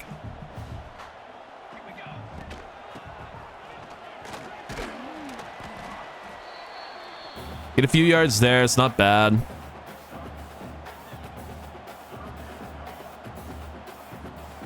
Need 6. And Nick Tyree will get us a few more than that. Touchdown, Nick Tyree. Nice. How about a stop? It's UTSA. We have a 90 overall defense. How about a stop? There we go. We got to stop. All it took was begging, apparently.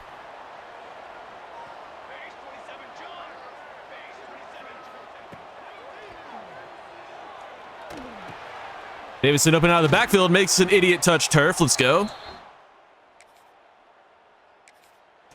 We love it when the idiots touch turf.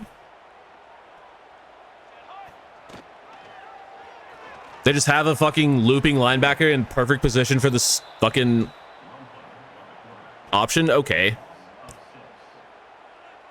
Perfect defensive play call. Is anyone surprised? You shouldn't be. Okay. Horrible throw.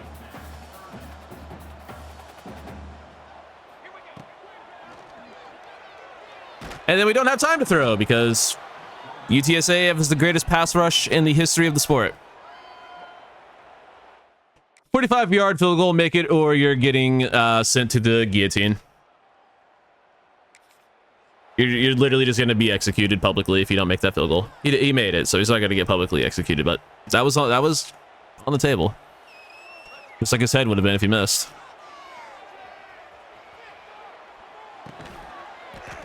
Gotta call a timeout there because we throw short of the everything.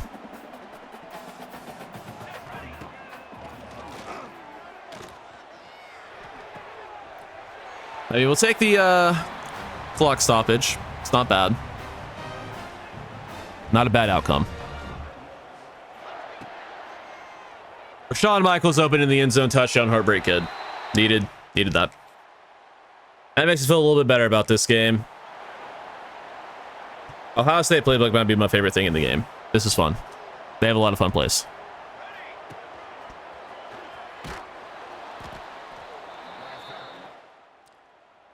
I mean, I wish I could be able to run fun shit like that.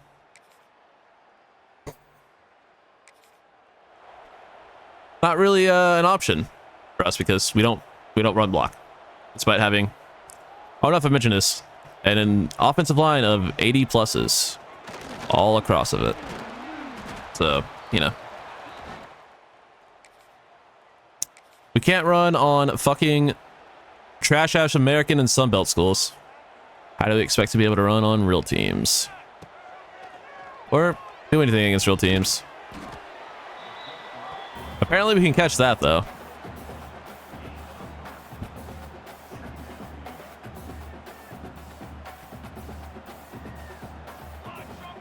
See what we got here. Hey, look, it's a mesh.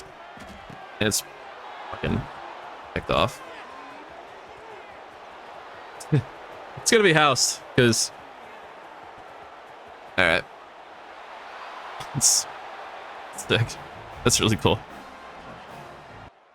You guys want an idea of how annoyed I am at this game? Instead of, you know, finishing playing it, I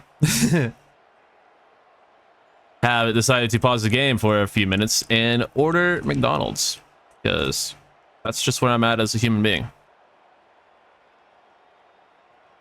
And apparently, I'm just now learning that we have Express DoorDash. For $3 extra and get it faster? Shit, say less, bro.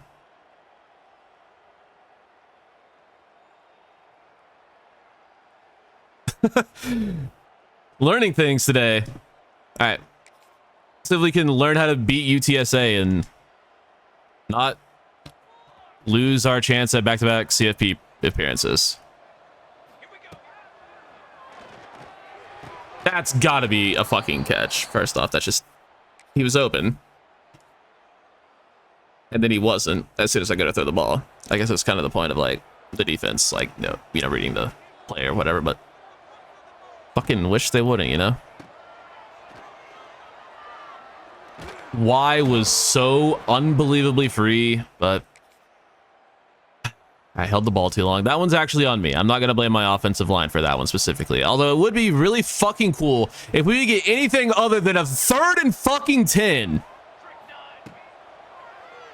Like, does the game know any other down and distance exists? Jamal Banks drops a touchdown.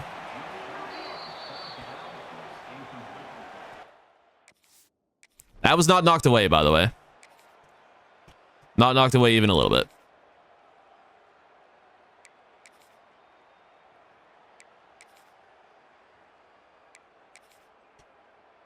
We lost. We lost. The B button. The B button is supposed to back you out of that. The B button is supposed to end the fucking simulation. But the moments kept popping up as I'm pressing B, so I just kept skipping the moment. But I'm trying to back out of the fucking thing. I'm trying to back out of the play the moments. But no, it just cost me the game, and it's probably going to cost me my national championship. Well, not my national championship, but my trip to the fucking playoffs for sure. That's cool. I didn't want to make it anyway. Let's see how much that hurt our fucking season. See how fucked we are. Probably very, I would imagine. Well, we do get Draymond Brown. That's cool. We don't get Javier Melendez. That's less cool.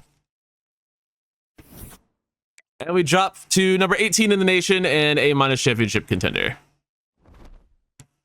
What a disaster. All right, it's about 12 hours later, but we are ready to take on Temple on the road. We need to not lose this game like we lost last game in very embarrassing fashion. Let's head over to Lincoln Field, home of the Super Bowl champion, Philadelphia Eagles. Ugh, God, sounds gross even saying that out loud. And we'll tush push our way to victory. You're not gonna sit here and tell me with a straight face that Temple has this many fans in Lincoln Stadium. You're just not gonna sit here and tell me that Temple is having a near sellout. That's what it looks like on like first glance. It's probably not. I mean, yeah, no, there's people in the third deck up there. No shot, unless they're literally giving away like tickets, which I guess could be possible, or fucking Jalen Hurts is personally shaking the hand of everyone in attendance. Like, how are there this many people at a Temple game? Maybe they're here to see Arkansas State.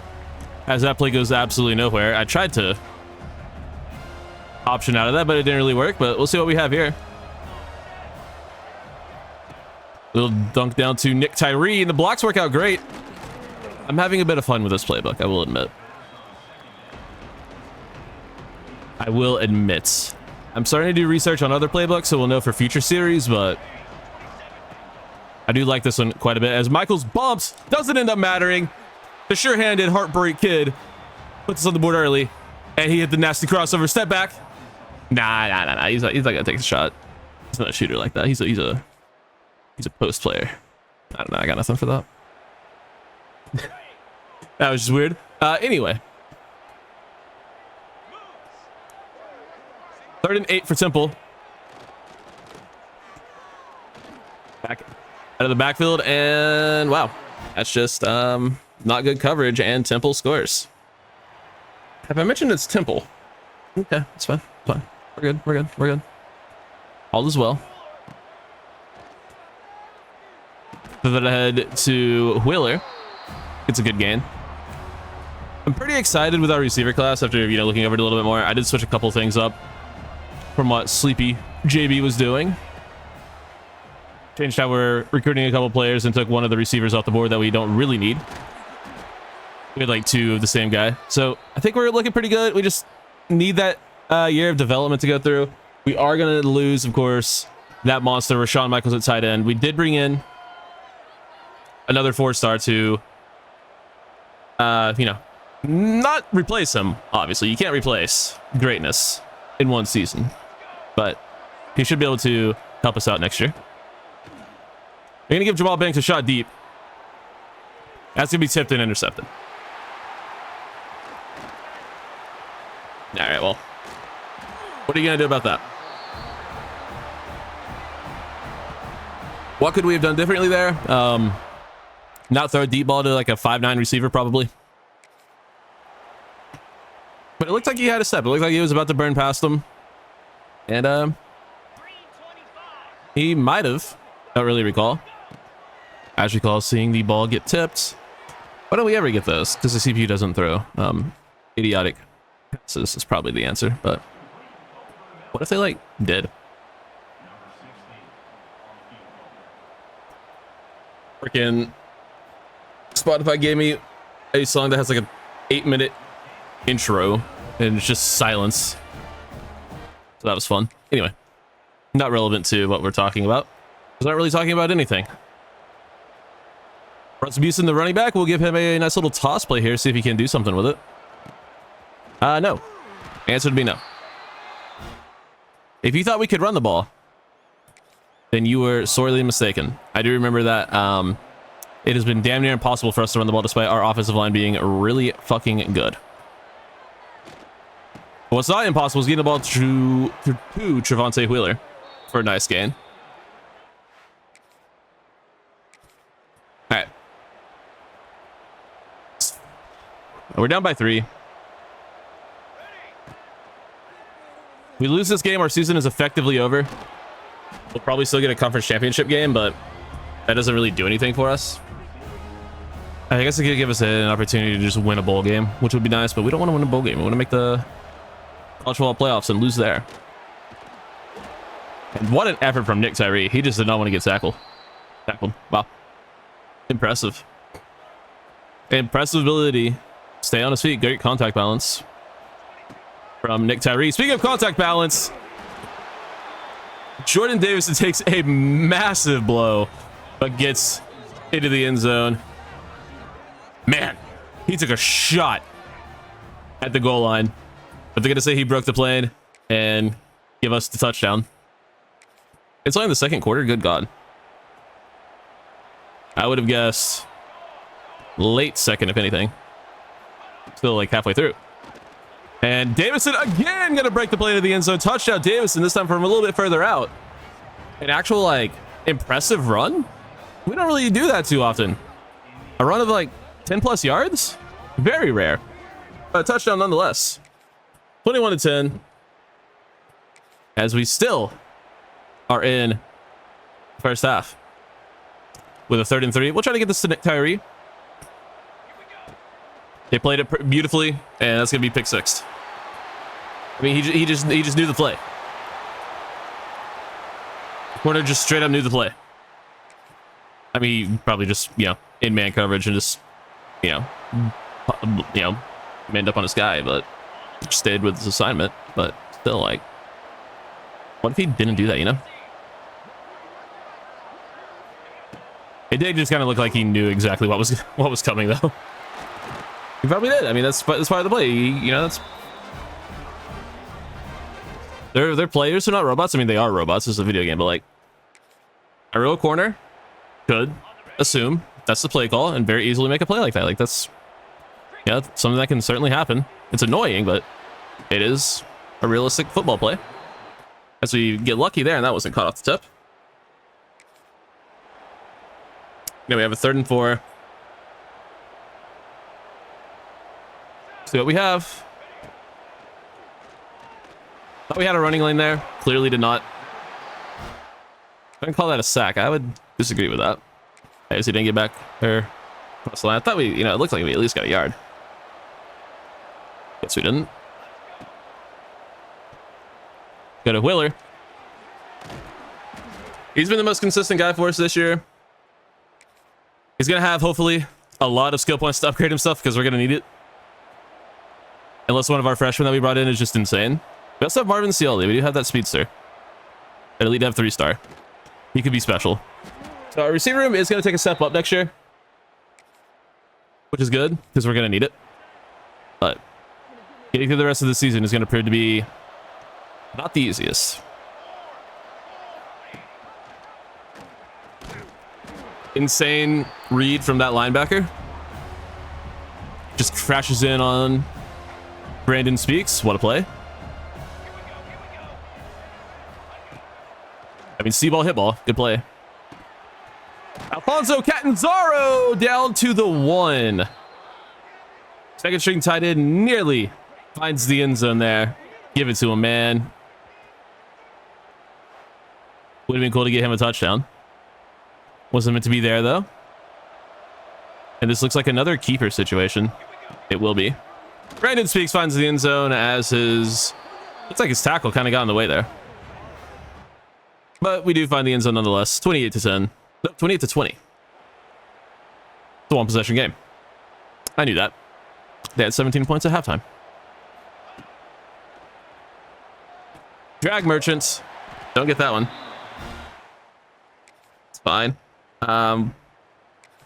Get a turnover or something. Okay, that's fine. I'll take that. Ball back in the red zone. I am loving the option. Brandon Speaks is just really good, man. I love this player.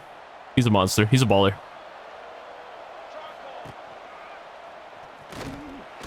Don't really have that.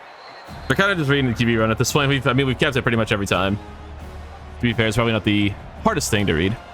It's not like it's Love and War or something. I don't know. Just the first book I thought of.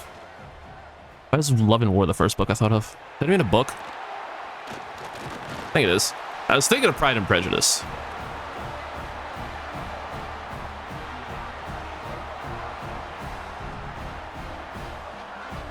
It is a book. It's by John and Stacey Etheridge. All right. A little bit of book knowledge for you. Probably all you'll get ever from me. By me, I mean Google. I mean, I knew it was a book, so like, don't give me that credit at least. I don't know why I need credit for it, but I didn't know that. Good carry. Gets us a few. Not seeing a lot of Davison in the second half, but we do find Michaels in the end zone for another touchdown. Rashawn Michaels, big score. Let's go. Fourth down for Temple. Down by 2 scores. It's 4th and 11. We just get off the field here and we go home happy. See, now that's that's the sort of shit that happens when I'm using a linebacker. I was on the corner there and they still left the middle of the field completely fucking uncovered. So they're just literally let him run right in front of his fucking face like an idiot. Like that literally looks like me playing defense on the linebacker. But even I'm not that bad. Okay, I am, but that's not the point right now. Hand off. Good tackle, Evan Brown and others, but I believe we tackled him forward across the target line, and Zach Roth injured again. He's had a tough year, man. Been hurt for most of it. Came back, I want to say either last week or the week before. I gets hurt again here today, but looks like he's back on the field. He is. See him lined up over the center. And that's a good wrap up. Evan Brown, Zach Roth, and others in on the tackle. And we round the clock out. All right, 35-20 is your final. As we do get a bounce back win. Keeping our college football playoffs hopes and dreams alive. As Jordan Davison has nearly 150 yards and 2 touchdowns. He's a fucking monster. Sucks it's only a 1 year for him, but what a year it's been. See what the rest of the team did. Speak says 15 of 37. Oh, that's their quarterback. Never mind. Same color. Red. Like on the background. 26 of 38. 2 touchdowns. 3 picks for Speaks. I think I might have thrown 1. 19 of 47. 2 touchdowns for Davison. He is injured. Speaks had a rushing touchdown. 2 touchdowns for Michael Zahn, his 3 catches. Good game from Banks and Wheeler. Banks has silver double dip? No, he doesn't. That's wrong, I'm pretty sure. Tyree, 3 for 46, and he's hurt. We cannot catch a break with injuries this year. This has been the injury season. That's a little bit unfortunate. Bunch of TFLs. Couple sacks. And that's a tough game. We get the win, though. Hopefully the injuries aren't too serious. Nick Akbar, 4-star tight end, does end up choosing Ohio State, unfortunately, and we are 5 XP away from level 30. Okay. If you say so. That sucks because he was a pretty solid player. You know, anytime you can get a 4-star, that's, you know, obviously a player you want to get, and we're not going to get him, unfortunately. He chooses Ohio State, which is probably a good choice for him. But we have Old Dominion this year. Scheduled them this week. 1, because, you know, it's an easy opponent to end the season. And 2, because they were a college football playoff team last year, so I thought it'd be fun for the 2 group of 5 CFP teams to play each other a year removed. And yeah, they're 6-5 this year, so that's unlucky. Oh yeah, Akbar on campus this week too. Lame. We do have Mello Spears, Jake Firth on campus, and I think that's it. Yeah, that is it. Oh, and Brian Busby. Missed him somehow. He's also on campus. We check out the CFP bracket currently. I'm going to assume we're going to be getting in. We are right now the 12 seed. We are the only group of 5 teams. So yeah, we're looking like it's our spot to lose at the moment. If we check out the top 25, you can see if there are any other group of 5 schools ranked near us. I guess Notre Dame doesn't count for that, right? I don't think they do. I think they count as they aren't included in that. Independence anyway. I could be wrong. But regardless, we're currently in. And Marshall and UAB are both there with possibilities. Marshall has JMU this week. UAB is at North Texas. So we would have to lose to Old Dominion, and Marshall has to win, and they could possibly jump us in ranking. I mean, it would be 10-2. They would be 11-1. It would probably, I mean, I would still put us in over them because, you know, we're there last year. We've proven it along, but let's just make it not matter. How about that? How about we just make it not matter? I think that's a pretty good idea. I think that's a pretty good idea. We just make it not matter at all. It's like the red jerseys with that. See if that looks good on field. I haven't done that yet, I don't think. We've gone red with the whites, but I don't think we've gone red with the black yet, so see if it ends up being a good look. It is a night game, so it'll be pretty cool. Yeah, I like it. I don't like that the gloves are whites. The should get the memo to rock, you know, black or red accessories with that, but yeah, I mean, it does incorporate the you know, the jersey number and the stripes and everything. I mean, it works because it is one of our 3 main colors, but could have looked even better. All right, here we go. Old Dominion, former CFP team a year ago. I tried to throw that, but it doesn't end up mattering as Davison gets the first down. I should probably just not try to throw it ever. That's what that's telling me. Spoiler alert, if there's a pass option on an RPO, I'm pretty much passing it most of the time. Unless I think I could actually get the run. What closing speed? Oh my god. 17.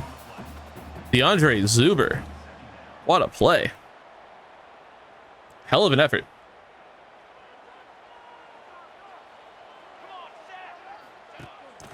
Keeping it with Speaks.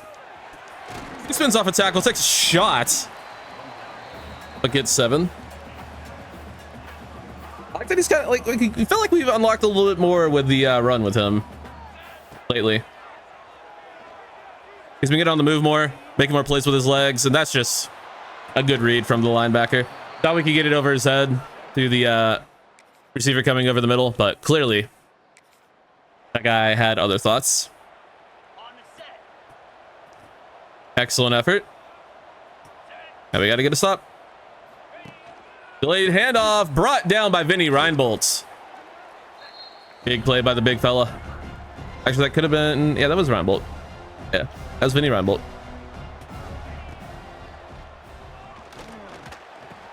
Oh, the running back like tripped and... dude, I can't play man coverage. I can't. I don't know what's wrong with me. I don't know why I can't do it, but I just can't.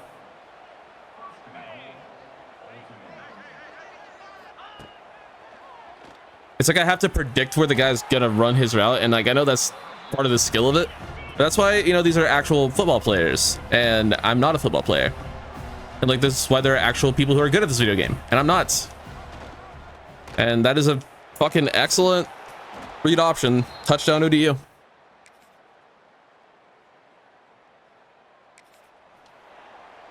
We got fooled. 3rd and 6. Once again, a loss will effectively end our season. Good route by Nick Tyree. Takes a shot. Holds onto the football though. I wonder what it'd be like to go a week without a pick. I don't think we've done that in a very long time. It's been a hot minute since we've been able to do that. Rashawn Michaels, first down. Nearly a touchdown. It's to the 1. Jordan Davison in the backfield. Gets the ball. Ties the game. Jordan Davison. Let's go. 7's up. And it's going to be a 4th down attempt for the Monarchs. You got to get a stop here. Just contain the QB this time, and all will be good. It was a handoff, and he's going to get forward progress. First down, Old Dominion. Elite Stadium and elite jerseys on Old Dominion, by the way. They got the kind of UNC blue, like the Walmart version of the UNC blue, and their stadium is, you know, fine for a mid-major. Looks pretty cool. Be a fun place to play. They were the 2nd place team for this first rebuild. Excited to give the tiebreaker to the home state, though. Nice tackle. 10 to 7.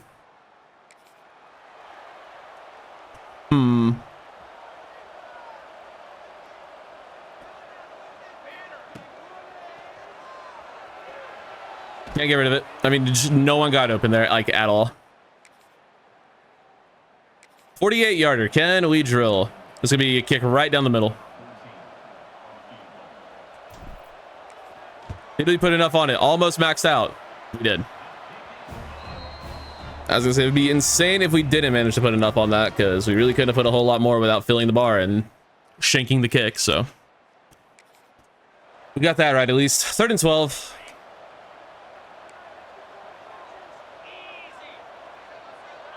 Get off the field here, squad. Short of the line. Brought down. 4th and 2. They could go for this. And they will. And how do you expect me to play defense on 4th down? I don't know what I'm doing. I don't know how to play the game. Just give me the ball. It's my series. Give me the ball. Can't get to him. And my linebackers don't do anything in coverage. What do you want from me, man? What do you want from me? 17-10 ODU. Into the second half now, as we don't get a moment until late 3rd. We're going to get a shot at tying the game.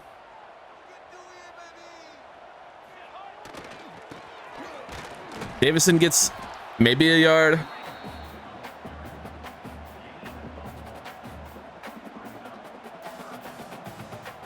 We got to be able to run against this. They have one guy in the box. We can run versus it. What a run it was. As Lamar Williams apparently hurt himself twice on that play. How does that work?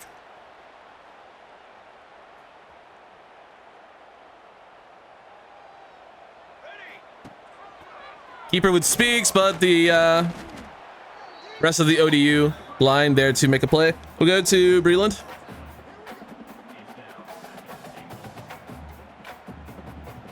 I think it's going to be a keeper, probably. Or give it to the running back, rather. That was a bad decision. Which is crazy because I just kept it with the quarterback. And I've been keeping with the quarterback like all game. Nice route. Jamal Banks drops the touchdown. Brother. I know you're tiny, but he has actually really good spec catch. His catch in traffic's not very good, but just catch it. What are you? Oh, the bumping is insane, dude. Me at the club when my buddy offers me some nose beers. I don't know. I got nothing for that. I mean, it's a pretty good joke, but never even done cocaine. Never even tried it. That's a Little Dicky reference. Never even tried a thing. But, yeah, never have, never would. Anyway. We are once again struggling to score in the red zone. We don't really have a guy to go to down here. That's why we're recruiting a lot of like contested specialist guys, or at least 2 of them. And hopefully getting more guys who can just flat out get open. We have guys who should be getting open in theory, but they're just not. Like, we have insane route runners, but we just don't have, like, they're not good athletes, or their hands are bad, or, like, you know, there's a flaw with them. Regardless, though, that's a touchdown for JD Davison. Nope, that's the Boston Celtics point guard. Jordan Davison is our player. I think JD Davison is still with the Celtics. Don't quote me on that. I'm also not entirely sure he's a point guard. And what do you want me to do? My players are literally fucking running into each other. And the other 2 routes are fully fucking locked down. What the fuck am I supposed to do when my players are running into each other on routes? Get some of it back there.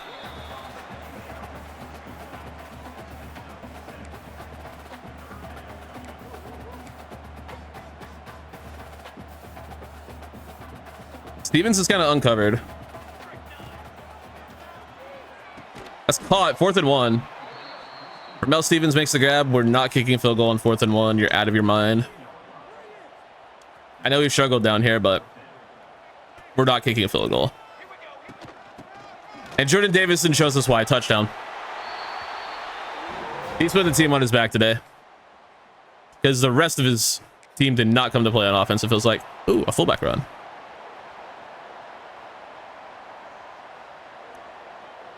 Fullback dive. Alfonso Catanzaro gets us the first down. What a ball player. He's a tight end. We do have a fullback on the roster, but we had a playbook where the fullback was getting in a lot, and like, might as well play a tight end. We can actually play there and like run routes and shit. What is that ball? He had like inside leverage. He was in front of them, and then the ball is just thrown 10 feet over his head. And Brandon Speaks has tied the game. You might note Brandon Speaks plays for our team, and we were losing, or we were winning rather.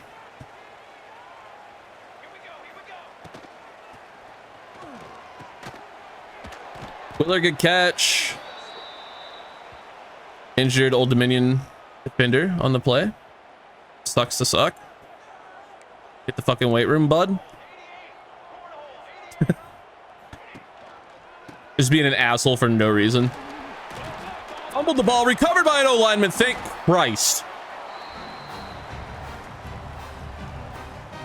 I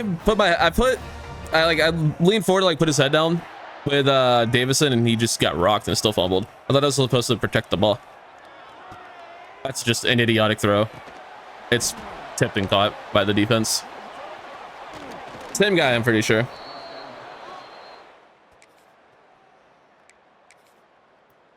Third and 3, make a fucking stop. Get to the QB, please. They have the audacity to come out and empty versus us and complete the easiest fucking pass of their lives. Got it.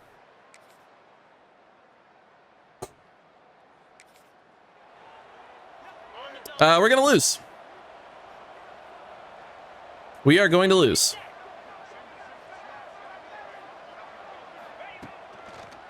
Need the ball. The team scores the right play, honestly. Let's get the ball back.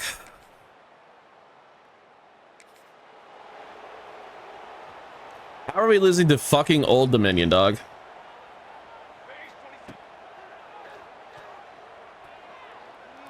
Air it out deep. Oh my god, it's caught by Jamal Banks. Hurry, hurry, hurry, hurry, hurry, hurry. I'm spamming Y. I am spamming the goddamn Y button, video game. Holy shit. Hurry up. Get to the fucking line, please. Snap the fucking ball. Snap the fucking ball. Right, take off with Speaks. Brandon Speaks finds the end zone on the scramble. Touchdown, Brandon Speaks. Makes up for all the boneheaded decisions throughout the game. Mostly my fault. But does find the end zone there to tie the game. Oh my god, what an electric final drive.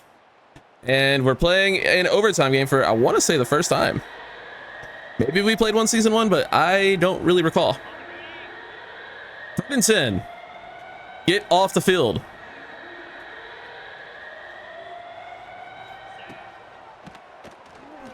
It's caught. Should be short of the line. It is.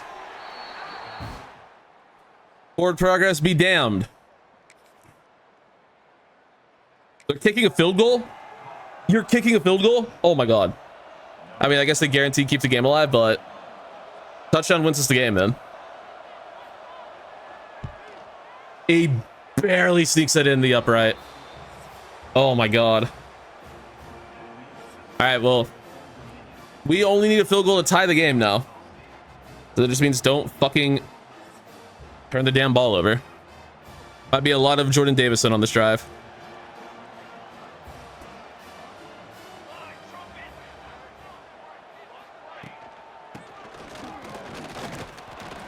Get a yard. I mean, it's not the worst outcome, I suppose. They're kind of stacking the box. Like they expect us to run. But they expect us to scramble with the quarterback again. First down, Brandon Speaks. He can't throw the ball today, clearly, so we're just going to lean on his legs. And on Jordan Davison to carry us home. Lose a yard there. How about, like, other plays?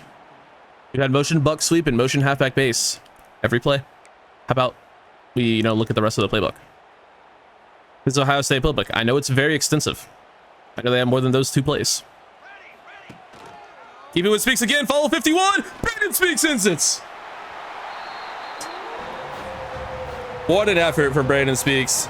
Battling through adversity of a couple of bullshit tipped interceptions and one just me being bad interception.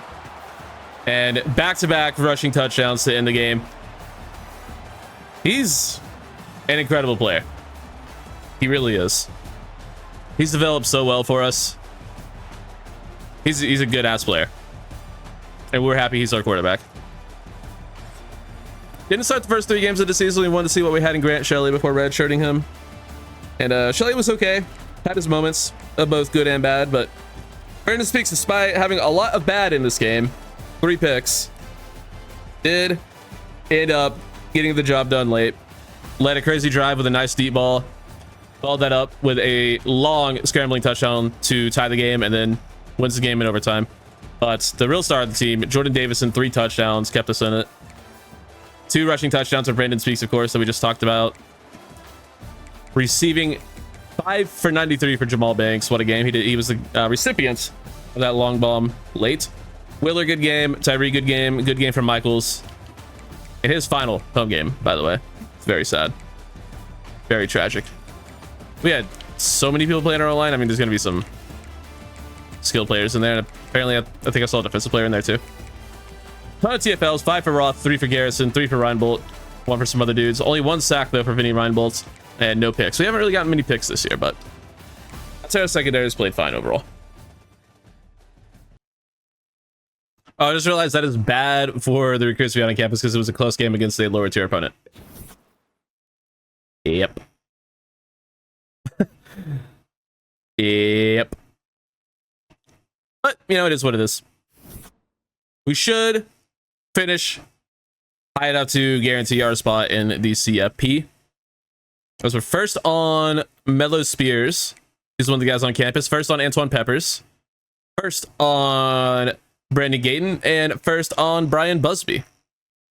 A few more 4 stars to add to the class. And we're going after a couple of well-rounded 3-star tackles because those guys can turn out to be beasts. And we'll be facing UAB in a rematch in the conference championship. This actually is going to be likely for the spot in the CFP. I should have thought about that, but I didn't. Brendan Gayton, 4-star receiver from San Antonio, Texas, has joined the class. Welcome in. We're first on the #1 player in the nation, by the way, Jake Firth. Don't know if I've mentioned that yet, but yeah, #1 player in the nation, just casually #1 on him. No big deal. Even if he's not, you know, great. As we've mentioned several times before, he's fine. We're in a recruiting battle with Iowa State for Sean King. I hate everything and everyone. I hate recruiting battles. They're dumb. Nortman, it's a battle with Michigan. We're probably not going to win it, but we'll see. All right, we are keeping our staff this year. We have Elite Recruiter, Master Motivator, exactly what we want. And we are good to go into this game against UAB, this time at home. Played them earlier this year. This is for a trip to the college football playoffs. We're not playing our best football right now, so need to get right here against a tough opponent. Here goes nothing. Conference matchup. Conference championship matchup, of course, against UAB. Got ourselves a rain game because it is college football 26 after all. And we need to win. Played them once this year. I don't remember the outcome. Could have been close. Could have been a blowout. Couldn't tell you. That was like last night when I recorded this. Did we get the first there? Barely, but we got it. No mistakes today. How about we managed to go a full game without throwing an interception? That'd be really cool. By we, I mean literally me. If it happens in sim, it happens in sim. But I don't want to throw one, as I nearly do there. Let's see if you kick the field goal in the rain. I don't want to deal with that shit. We're back in the red zone. Beautiful. Right where we belong. This could be just straight up ripped to Michaels. We'll see. It's not. We'll go here. And Catanzaro did not know the ball was coming. All right.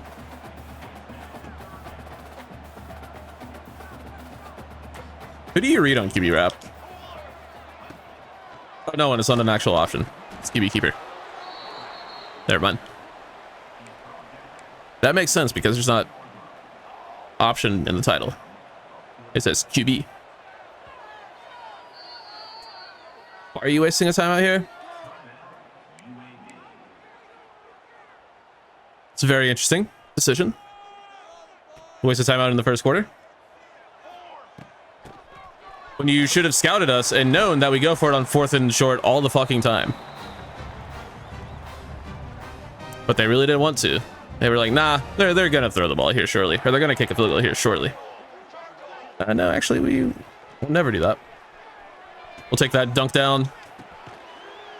Probably could have gotten more with Speaks on the ground, but when one of our receivers actually gets open and we want to reward them, because they don't really do that a whole lot, especially lately.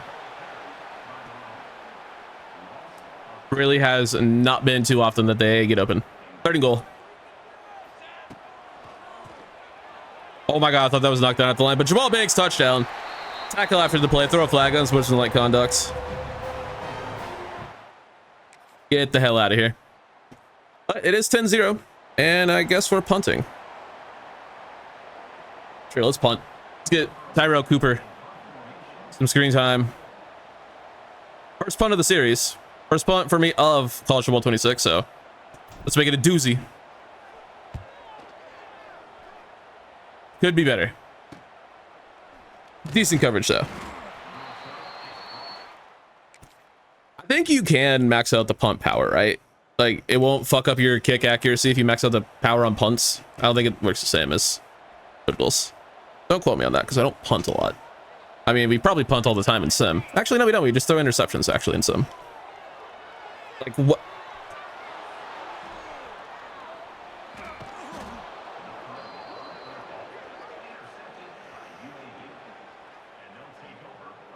That is not my fault.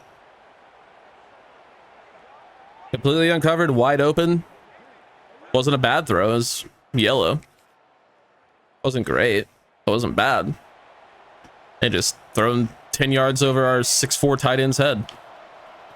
The quarterback sucks. He has like mid-80s accuracy for every like area of the field, by the way.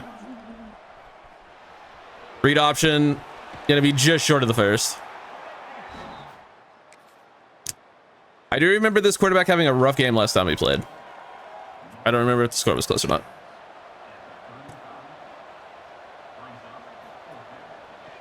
Seeing his name jogged my memory as that kick is up and good. UAB makes it a 10-6 ball game.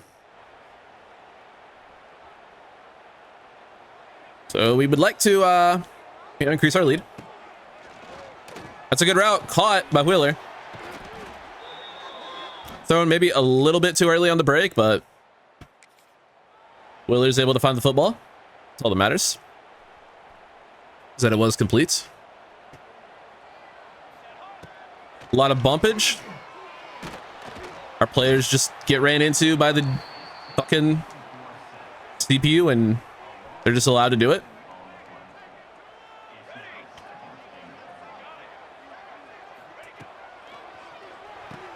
I mean, that time the rip up the seam to Michaels actually got to him. I mean, it was still wildly inaccurate and fucking nearly thrown over his head.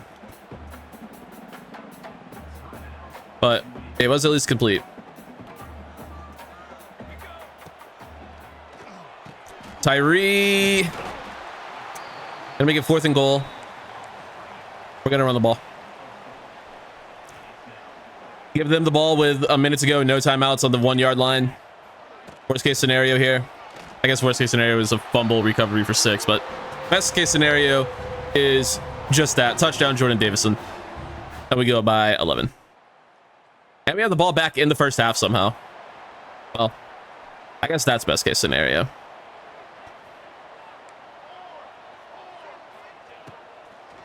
Inside lead. Caught! Michaels in the end zone. The heartbreak kid busts the game wide open. Ice in his veins. What a ball by Brandon Speaks. And you know what? I've been saving it. He's speaking the truth on that one. And that's an unbelievably rare jump ball contested catch win. We never, I mean never get those, but we got one there. Although I will say we have given up fucking 10 unanswered points and UAB has the ball back. So we've had a horrible third quarter. Like a truly terrible one. Play action. QB surveying the field, has his man down to the 2 yard line because God forbid we play good coverage. We just don't really do that. We just really don't do that. Handoff. Nice tackle. Evan Brown stays in the box, delivers nice hits, and does not let the UAB RB in the end zone. Also, I'm pretty sure that guy had fucking platinum shifty. Which, no, he doesn't. He's a UAB running back. Nice tackle, Quincy Gash and Eddie Montgomery there. I guess Bo Biggs in there too. He does have roller coaster. I was wondering what that did. Never looked. I was wondering what that did like last episode.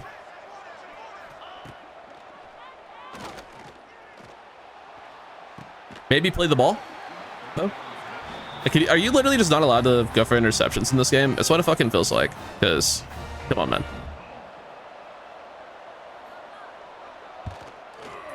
Kick goes in.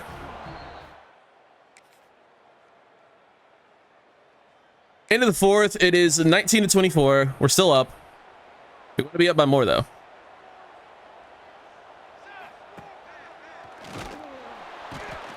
Well, I know I say the pass rush gets in fast a lot, but that was ridiculous.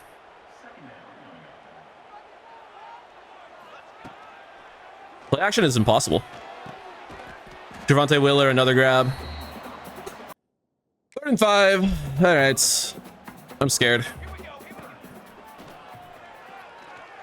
Wheeler holds on to the football. Javonte Wheeler has been a hero today.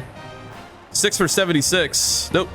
6 for something, some other. Those were his averages. The 6 for 76, which I don't think is true. The flag.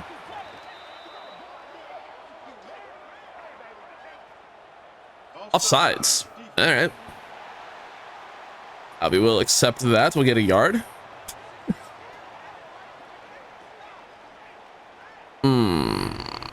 Not a good season. Not a good season from Brandon Speaks. His numbers have not been good. It's the interceptions, man. It's the interceptions.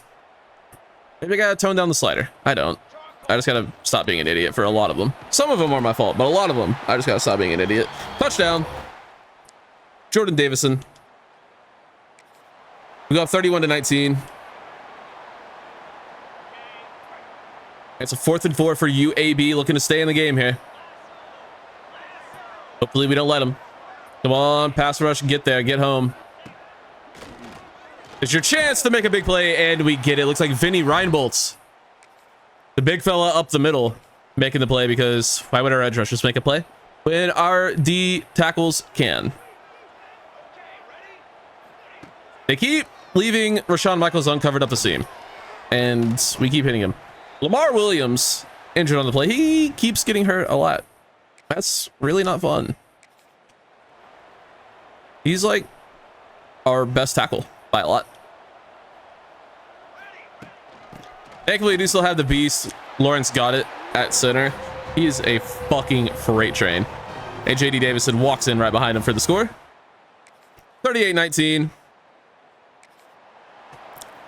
We have blown this game wide open.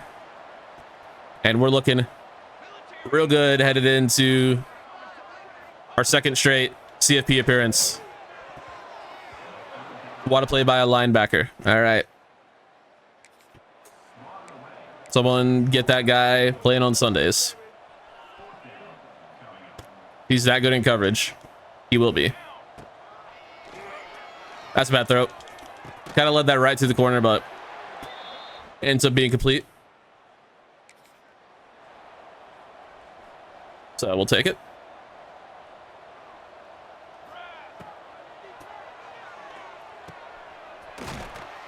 Jamal Banks nearly falling into the end zone there. Speaks kind of finding his groove a little bit here. Late in the game. His actually has gone up quite a bit, and that's another touchdown. 45-19. Another 4th down attempt for UAB.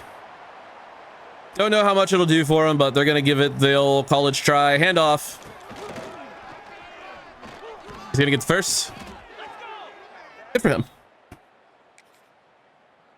You going for an onside kick? We'll just let the CPU handle that. Are they really fucking not running the clock out here? Come on, man. First down, that's your ball game.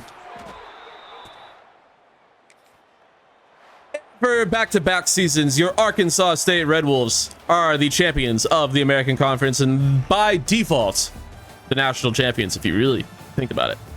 Which, hey, maybe we can win the row one this year. Probably not. I don't think we have the skill positions for it, but maybe. Stat-wise, we had an okay game from Speaks. 56 completion percentage, 2 touchdowns, 1 pick, almost 300 yards. Rushing, 2 for 69, and 4 touchdowns for Jordan Davison. Didn't really, get a ton of yardage, but 4 TDs we'll take. 6 for 77 and a touchdown for Michaels in his final home game. So maybe we play another one. We might have a home game in the playoffs again. Probably not this year, though. Wheeler, good game. Good game from Nick Tyree, and a great game from Jamal Banks with a touchdown. Only 3 sacks given up. It's 3 too many, but, it is acceptable. few TFLs, 2 sacks for Gavin Garrettson. Actually was the guy who got the sack earlier. And then picks for Nicholas Kumar and Duke Witherspoon, who was injured, because we're really good at getting injured. American champions, yay! All right, it's time for us to leave the American. And Duke Witherspoon season is over with a broken collarbone. That's really bad because he is our best corner by a wide margin in terms of overall. By a wide margin, I mean like 2, but it's pretty significant. That really sucks. Mello Spears, the 4-star center, does choose us over whoever the hell was going after him. Let's go. I think that was the Iowa State guy, or no, was it the tackle? The tackle was the Iowa State guy. Regardless, we do get 4-star athlete. It could be a center, it could be a D tackle, Mello Spears. We also get 4-star receiver Antoine Peppers. That's a big get. He's a really good athlete for a bigger jump ball receiver. Kind of the archetype we don't really have. And then Brian Busby, a 4-star running back from St. Louis, joins the class. Really good class. Or a really good week there. We do miss out on Timmy Norton. Like an asshole. Chooses fucking Michigan. That's unfortunate. That's pretty unfortunate. But rest of these players are looking pretty good. Jaquez Stamper, we do get passed up on by Notre Dame. It's probably going to be a pretty hard recruit to win out on, but we're going to try. Pass OSU for Alex Funk. Still in second on Tevin Ali. Then we're looking good for a corner and a tight end. So that's pretty cool. We're getting back. We're getting back. Jordan Davison is the conference player of the week with his 4 touchdown performance. And we also get Jake Firth, 5-star receiver from Honolulu, Hawaii. The #1 player in the nation has committed to your Arkansas State Red Wolves. What a get. Let's go. We also get the 4-star right tackle Sean King from Byron Center, Michigan, as we end up winning out a recruiting battle against, I think it was Iowa State. So let's go. And we are having an excellent season recruiting. Not our best, but, you know, could certainly be a lot worse. We've had a lot worse, as Jaquez Stamper ends up choosing Notre Dame outright. That sucks, as we get another just shit ton of XP. Things you love to see. A shit ton of XP. But, man, Jake Firth, Honolulu, Hawaii, 5-star, #1 player in the nation. That's an insane get. He's only 5'7", 190, but he should hopefully be a high overall, you'd think, being the #1 player in the world. But Daryl Gee does the impossible. Ends the three-peat of Ohio State quarterbacks. The Alabama quarterback has taken home the 2029 Heisman. And we will be playing him in the first round of the college football playoffs. Yeah, let's go win a road game in Ohio State. All right. That'll be easy. That'll be easy. We'll check out early National Signing Day. Show me some good dev trades here. That'd be pretty cool. Nathan Hasselbeck, the #1 edge rusher in the class, has star dev. He's a beast. 88 finesse moves, good speed, good acceleration, good strength. He should be a monster for us. Jalen Tarpley, only normal for the 4-star D tackle. Matthew Daniel, 2 first name have an ass, normal dev have an ass. We hate it here. Tyree Franks, 4-star receiver with 92 speed, 93 excel, good route running, really good spec catch. He has impacts, we'll take it. Kiki Gold, 4-star tight end with impacts, really good speed, already faster than Rashawn Michaels, so similar size profile as well. Could be a good player for us. Jeremiah McNutt with normal. You should know, like, when a player really wants to come to your school as a like a higher tier recruit, if they have you like first and you're just like blowing teams out of the water, there's one of 2 things. Either it's going to be like Alex Osmond or Nicholas Kumar, our 2 safeties, and they'll have elite dev, or they'll be pretty terrible. And Jeremiah McNutt, unfortunate to say, the 6'5", 225-pound linebacker, probably sucks. But we do have Tremont Brown with elite development for the boundary corner. He might be disgusting. And then Jake Firth, the #1 player in the nation, elite dev. Oh my god. And that just goes to show you don't have to be a gem to have an insane development trait. He is going to be disgusting for us. He is only 5'7". I didn't realize he was 5'7", but the more you look at his stats, the better they get. 88 speed, 90 acceleration is a good starting point for this game. 81 catching, 80 catch in traffic, 85 spec catch. And then insane route running, 85, 91, 83, and then 90 agility. He comes with silver cutter. He's going to be a monster with that development trait. Has good mental abilities as well. He's a freak. Normal dev for Melo Spears. Could play D tackle or center. Antoine Peppers. Jump ball receiver with good-ish speed. 80 speed, 80 or 91 acceleration, 87 spec catch. Good catch in traffic as well. Could be a guy for us. And has impact dev. We'll take it. Gayton, only normal dev. That stinks. We were hoping for anything other than that. Sean King with normal. Come on, man. Busby normal. Impact for Stamper, who chooses Notre Dame. And Fortman had impact. So the two receivers we don't get have good development traits. And I don't think there's anyone else down here that has chosen to commit yet. But a lot of normal dev, but we also do get some huge bright spots with an elite dev receiver who's going to be an insanely high overall, and an elite dev corner who's going to be really good, and then a little bit of impact, 1-star dev. So it could be worse, but a lot of normal dev, and it's all 4 and 5 stars too, which is just tragic. You just hate to see that. Oh, I fucked up. I went to hard sell Alex Funk and I accidentally took hours off of him, and I can't do anything recruiting this week, so I might have just given away Alex Funk, which I guess is okay because we did get the other right tackle, Sean King, but that is a huge mistake. So we'll just go ahead and in that recruitment. I guess we could have won out, but that's really annoying that I made that mistake. Why can you not do anything this like it's here? Why can we not like I don't know, that's dumb. I feel like if we're already recruiting them, already have a scholarship offer, we should be able to change our hours around.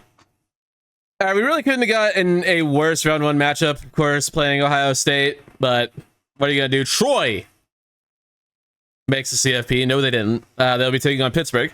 We have Notre Dame and Oklahoma, us versus Ohio State, and then Arizona State versus Georgia to round out the first round, and then UCLA, Michigan, Miami, and Alabama all get bye weeks. I see a distinct lack of Oregon here, so that's pretty funny. Fucking Vernon Rippon's dumbass shows a team that didn't even make the fucking CFP. Fucking bum.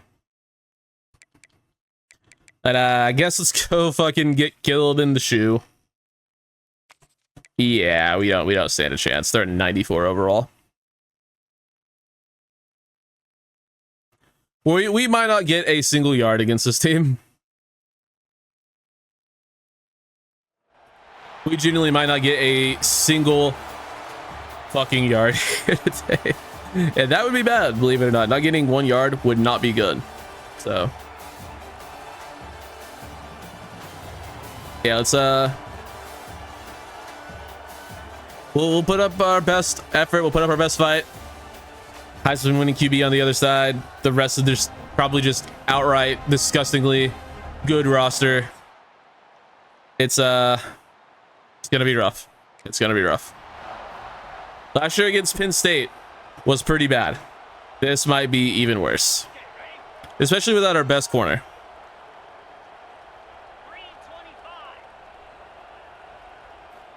Oh no, it wasn't a Heisman winning quarterback. They didn't win the Heisman this year. I'm an idiot. I'm fucking stupid. I am all sorts of dumb.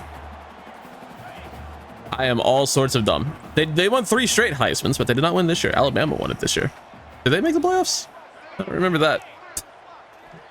It's like a minute ago. How could I possibly remember something that happened a minute ago? At least, you know, I figured out that we are not playing the Heisman. I did figure that out. I mean, it might be the same guy. I'll have to check his name. He misses that throw. 4 5-stars to have a corner, a tackle, quarterback, 2 tackles, a receiver. Where's Ohio State? They're going to get all the 5 stars. That's what they do. But we got at least 1. I think we only have 1. Should have had 2. Should have had the quarterback, but didn't. Should have had the running back. Didn't. 3-0 Ohio State. Also hilarious. This is the 2nd year in a row we're playing team whose playbook we're using in the playoffs. That's hilarious. Don't get the first down there. And the CPU punts like a bunch of fucking cowards. 3rd and 10. Oh god, we don't know any buttons. Ah shit. This is my least favorite part about this game. This when this happens. As Shervonta Wheeler able to stay on his feet, takes a shot, gets us 4th and inches. Now, do we tie the game or do we go for the lead? I think you know the answer to this question. We lead on Jordan Davison. He was a former Oregon guy. He's probably played in some of these big games. I mean, no, he didn't. That's why he transferred. But gets us the first down there. Keeps the drive alive. All we need is a chance, man. Ohio State has not played their best football to this point in the game. And we throw a pick. Brandon Speaks and Jordan Davison do save the touchdown, but man, do I suck at this game. Oh, we scored in sim. Nice. 7-3. Ohio State not able to do much in sim on offense somehow. We're hanging with them, at least in the first half. There's still a lot of time left in this game, but gotta respect the effort. And there's a sack up front. Quincy Gash, his 2nd of the day, brings down the Ohio State quarterback, and they will be forced to take a field goal. Probably. I don't know where they're at on the field, but Quincy Gash does the darn thing, gashes up the defense, and brings down this Ohio State QB. Is that... Hold on. Is that Tommy whatever? I think that's a guy that was in the recruiting window last year that we could have potentially got after. It is Tama Amisone. He was in the recruiting portal last year. Ended up trying to get a couple of other players over him, including the Oregon guy that we talked about earlier. Because he didn't look as good as them, and I was right. He's only an 83 overall, but he is, quite good. But he's not quite to the level of some of these other Ohio State QBs that we've seen in this sim. That could be a big reason why we are still in this game. Not only in this game, we're in the lead with a minute to go in the first half. If you would have told me that, I would not have believed you. Michaels, I mean, he's just bumped that entire route, and the CPU is just allowed to do it. Like, it's illegal contact the entire way down the field, and it's just not called. So frustrating. Speaks escapes the pocket. It's so hard to do the playmaker thing this year because you have to, like, move your thumb. That sounds really dumb, but it just is, like, an extra button that you don't need to have. Okay, well. Turn over again. Why are we not in play the moments? Yeah, I know my defense needs my help. I gave Ohio State the ball, like, inside the red zone. What do you want from me?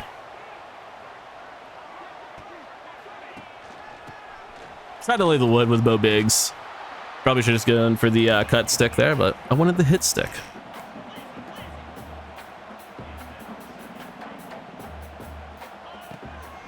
Quick pass complete, and our best linebacker doesn't even try to make the tackle, just lets him walk in. Okay. Duly noted. You're terrible. Vernon Sturgis with a huge mistake. Could have tackled him short of the end zone. Maybe we force a field goal there. Amasone keeps it. Vinny Reinbolt injured on the play, but so is an OSU player as well. We do manage to get good field positioning here. Another drive. It's still just a 1-possession game. A touchdown and an extra point will put us in the lead. Got to go to Rashawn Michaels. Got to go to Rashawn Michaels. Got to go to Jordan Davison a lot. It's got to be hard to actually fucking audible. Yeah, our quarterback can't even hear the adjustment. All right, yeah, we just can't audible with the stadium pulse. That's so stupid. Didn't know it was an out route. What are you doing? He had the first down. He just started running backwards like a fucking idiot. All right, whatever. Davison first down. Gives us a chance. We need a huge game out of Jordan Davison, so Might just be calling a lot of runs here and just seeing if we can brute force our way in with them. We're probably not going to be able to. Keon Gratz, excuse me, injured on the play. We have a player named Gratz with the last name Gratz as well, so I kind of thought it was our guy getting hurt. I'm like, that guy should not be playing. But Jordan Davison should. Touchdown. Jordan Davison. I pitted the extra point. We will take the lead in the third quarter. Late in the third quarter against Ohio State. And we still have the lead. With 30 seconds to go, it's a 3rd and 3. We're going to keep the ball in the hands of Brandon Speaks. Spins off a tackle. Oh my God, he had daylight for half a second. Jarquez Carter injured on the play. But we do get the first down, and we're into the red zone. A chance to extend our lead. Start of the fourth quarter. A lot of ball game left, so. Wow. Our left tackle lost instantly.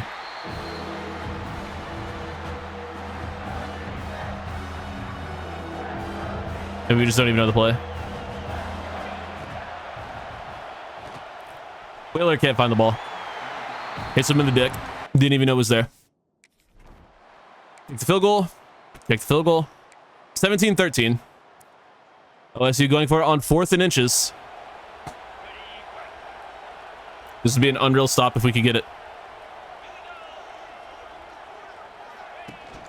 Sturgis can't find him.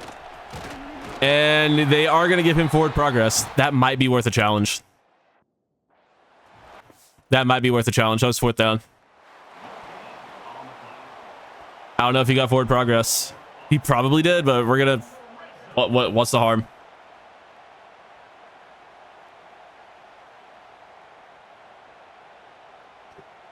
Because he never reached forward, so... He could be short. And we're going to learn nothing from this. Yeah, okay. They didn't get it, but... I don't mind the challenge there. Just to try to... You know, figure something out. Ooh, we sold out for the run, and it was play action. Touchdown, Ohio State. That's on me. That's on me. I thought we were going to have a chance to... You know, get in the backfield. Every play we've ran out of that formation has been a run. I did not know there was a pass out of it because the game doesn't really give me cool play options like that. But that is a touchdown and the lead for the Buckeyes. We're not able to score there, but we do have a 3rd and 9. 0 blitz, sure, why not?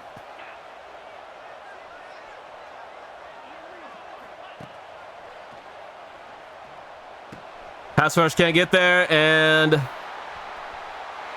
Nicholas Kumar beat in coverage. Touchdown, Ohio State. We kept it really close for a long time, but was not able to hang with the firepower of this Buckeyes roster. AKA, we just suck.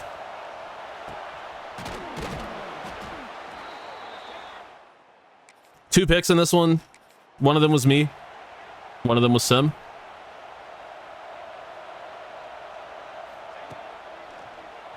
That's wide open, though. Touchdown, Trevante Wheeler. He's played incredible football for us. He's been awesome.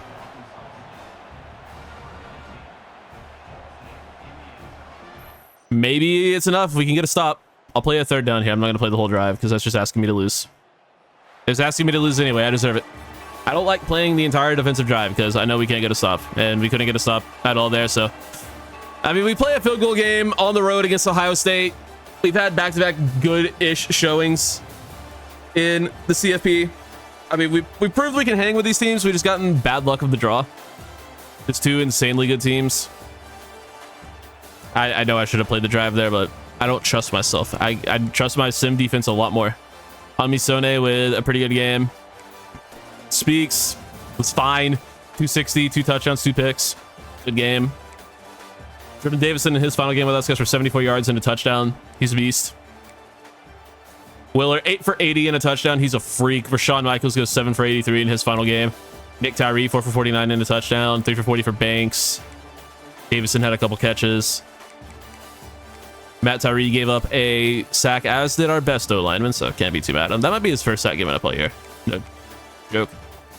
The TFLs, our defense played well. 2 sacks for Gash, 1 for Reinbold, 1 for Garrettson, half for Blunts, Sturgis, Roth, and Stack. No interceptions, obviously, but a good year. I can't help but think we would have had a little bit better of a chance if we weren't killed by the injury bug. Losing our best receiver, best interior defensive lineman, and best interior offensive lineman. 3 big positions to lose, I would say. Yeah, sometimes it just be like that.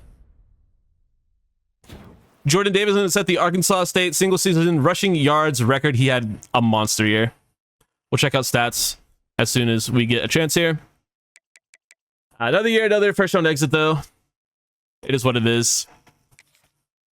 But one more year of development, we should be good to go, hopefully. Just over 3,000 yards for Brandon Speaks, 22 touchdowns, 18 interceptions. I mean, he has some big moments, but a lot of those interceptions are just me being bad at the game and just, you know, annoying shit in general. Rushing, Davison, 1,400 yards, 23 touchdowns. A monster season. Rasmussen played fine.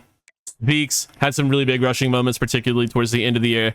Receiving, Willard goes over 1,000 yards, 8 touchdowns, 960 yards, and 7 touchdowns for Rashawn Michaels in his senior year. By far his best year. Jamal Banks wasn't really supposed to play a lot this year, ended up playing a lot and put up huge numbers. 52 catches for 700 yards, only 3 touchdowns, but we'll take 52 catches all day long for a receiver 3. Nick Tyree also wasn't supposed to play a ton. Played well in the absence of Nolan Waddle.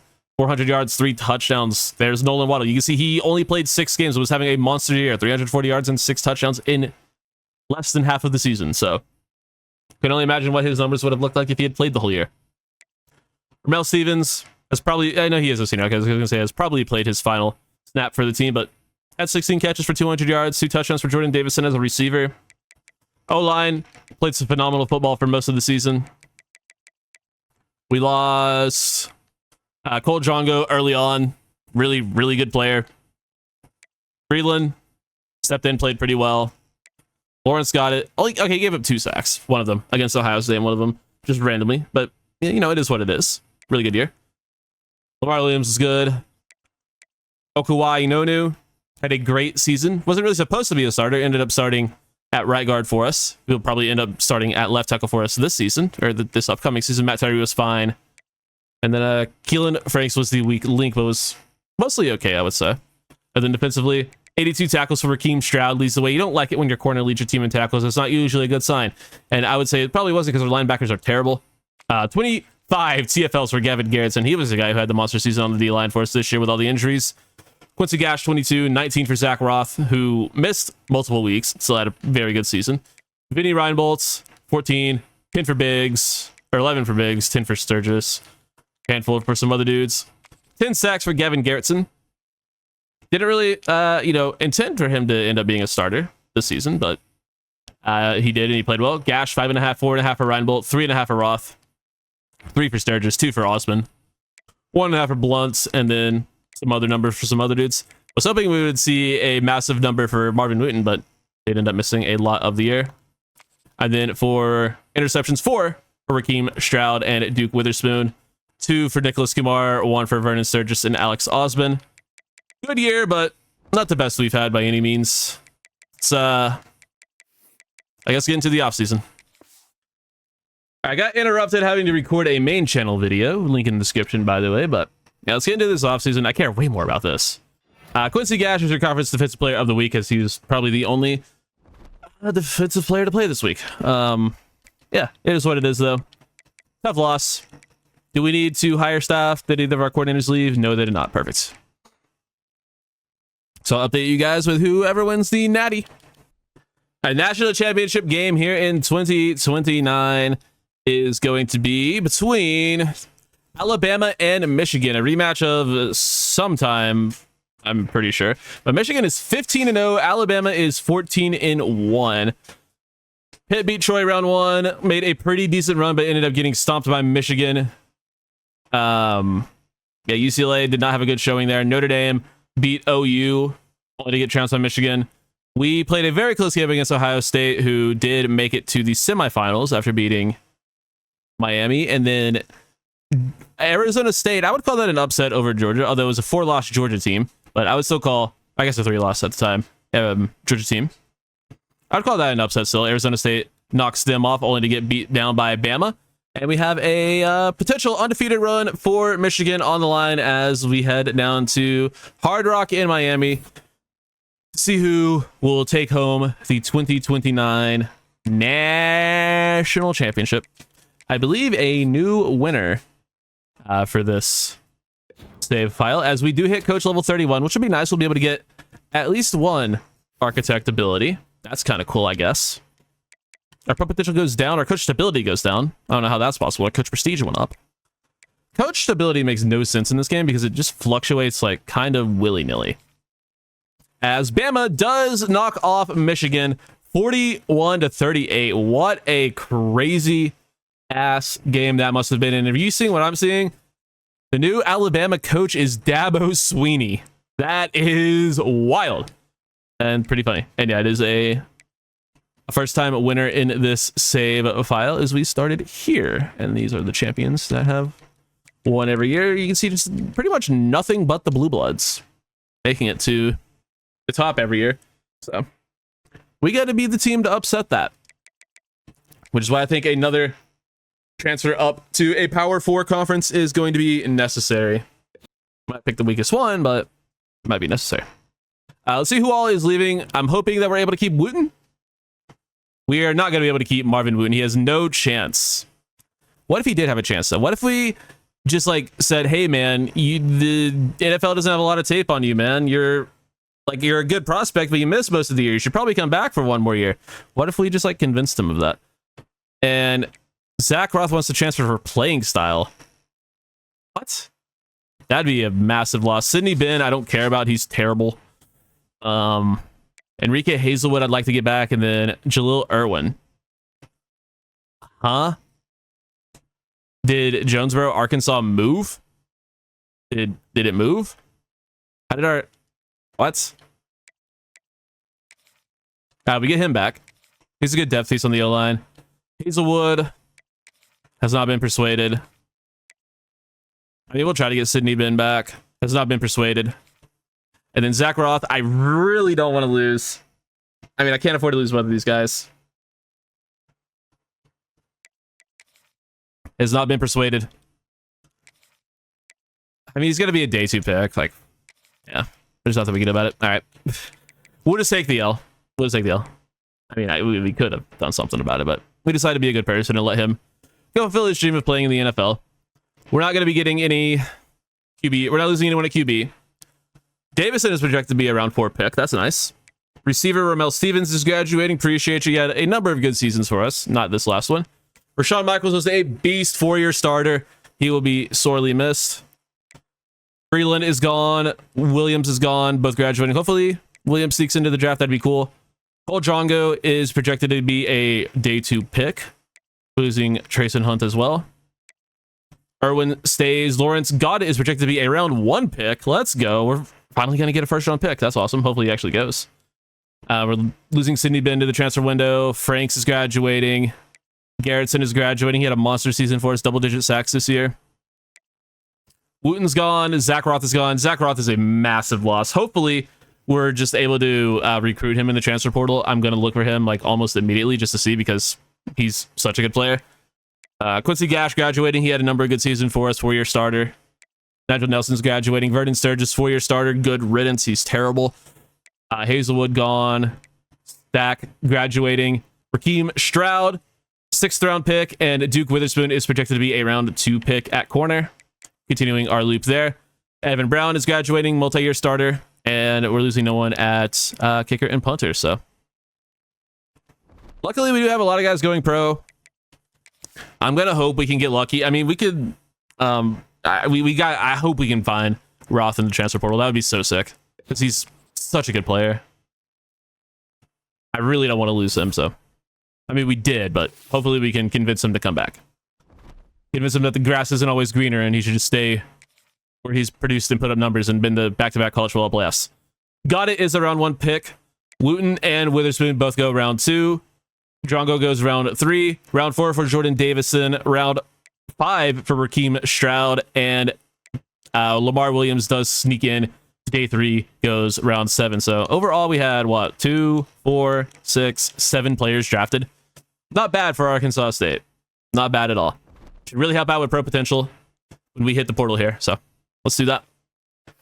Over 1,000 hours to mess around with, and we don't really have any of our own. Well, we have some of our. Yeah, we don't have like a lot of other guys to go after. So we'll have a lot of hours to spend. Is what I'm trying to say.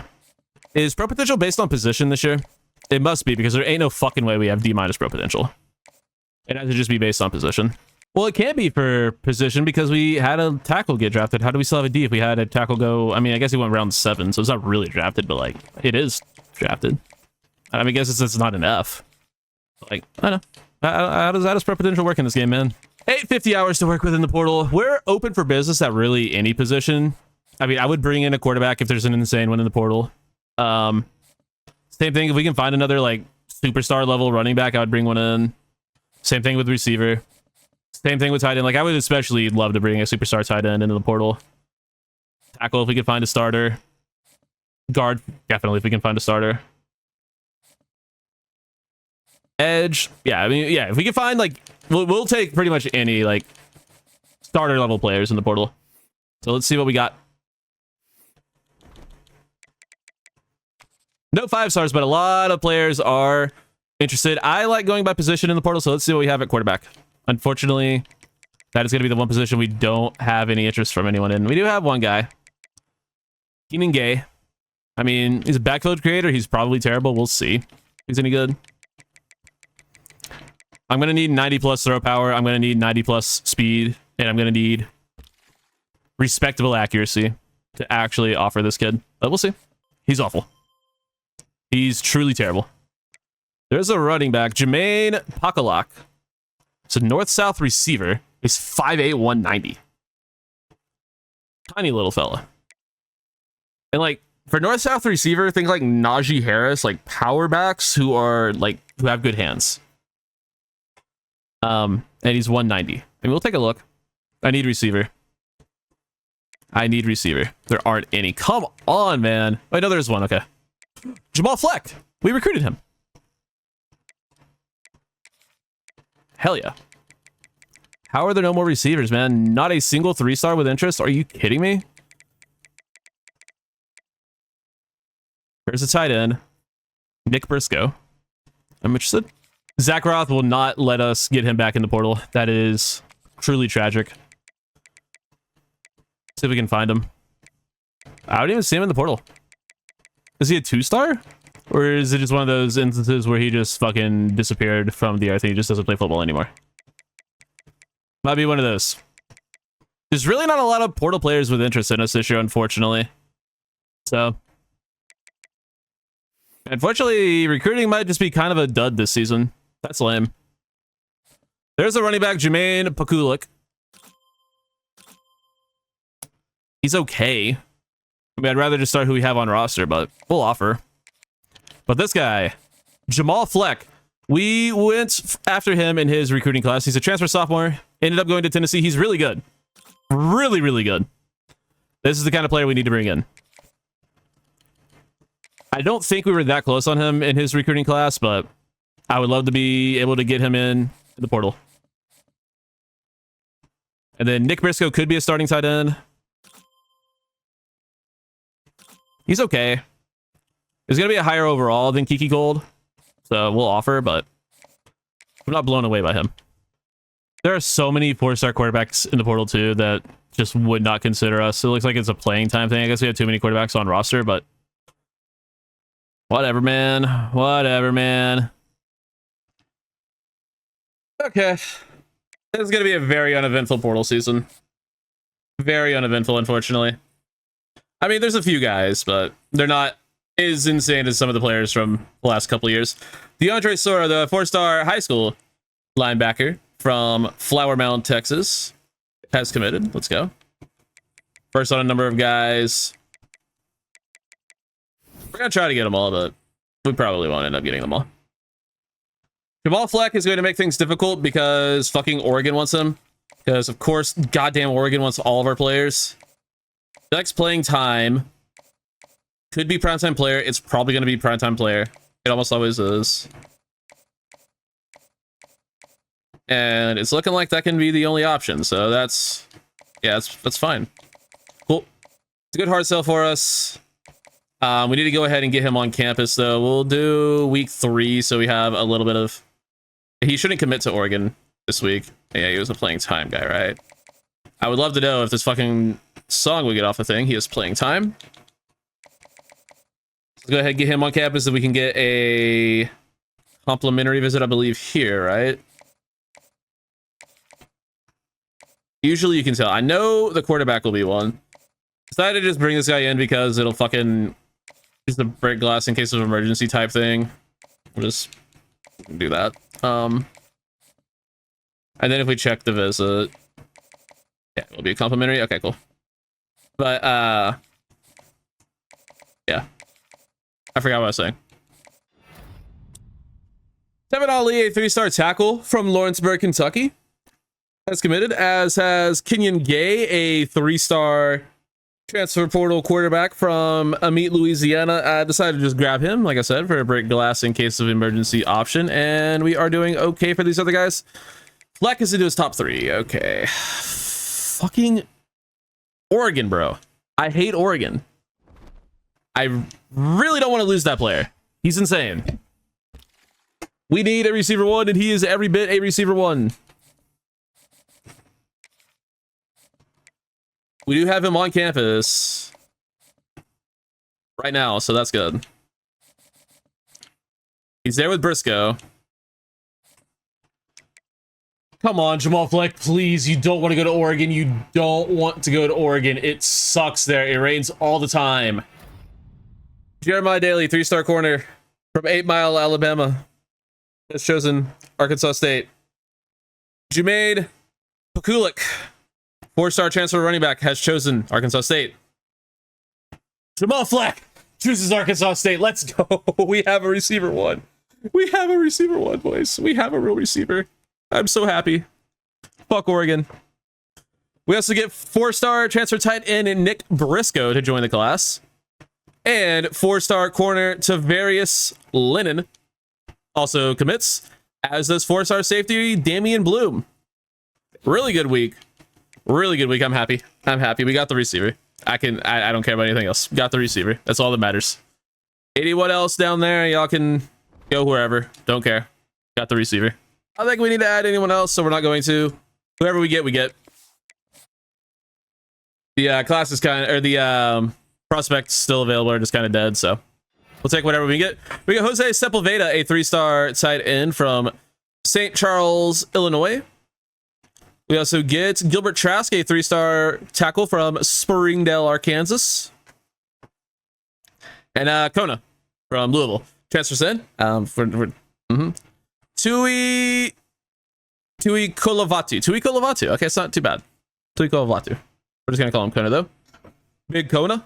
We also get Lorenzo Mulligan, a 4-star corner from Oswego, Illinois. And Glenn Slay, depth D tackle from somewhere in Pennsylvania. Depth linebacker Jermaine Johnson. Depth linebacker Jason Fullen. And depth edge rusher Edward Marler. And a 4-star safety, Daniel McPhee. All right. Just took some more 4 stars because we could. We actually do not get Tavarius Lennon. Did he just decommit? I think he just decommitted. Because he was a name I read off, right? He just decommitted. You bitch.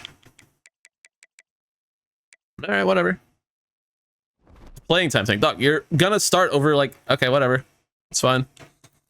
We'll check National Signing Day. See how we did.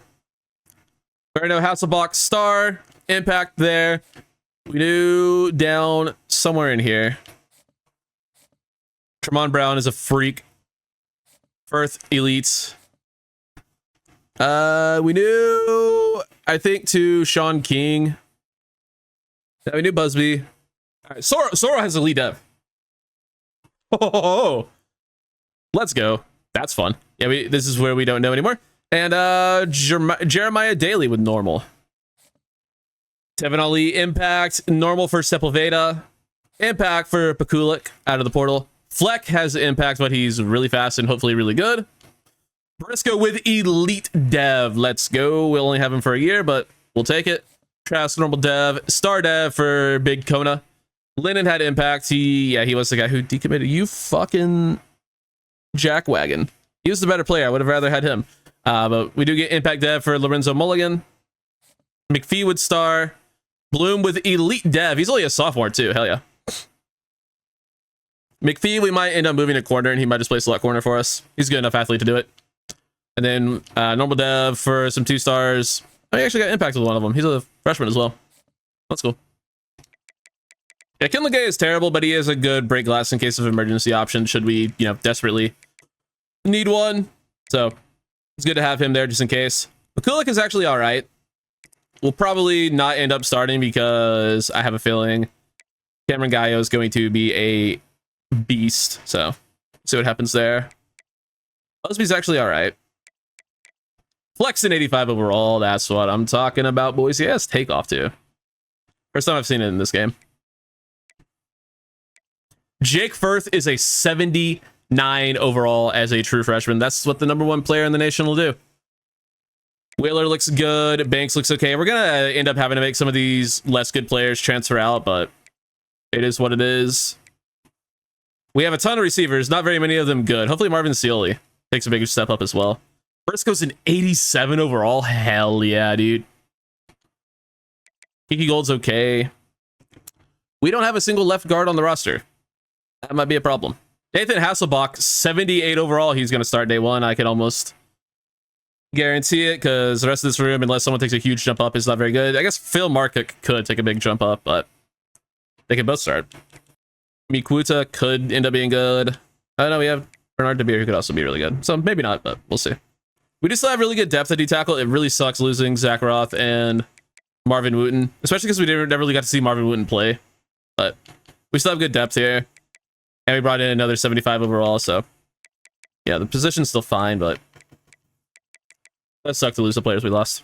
Jeremiah McNutt is actually pretty good overall. The problem is he's just not really going to be able to upgrade a lot with, of course, normal def. Lorenzo Mulligan's in 85. This might be the first year we don't have a superstar at corner. I guess it could be Tremont Joe.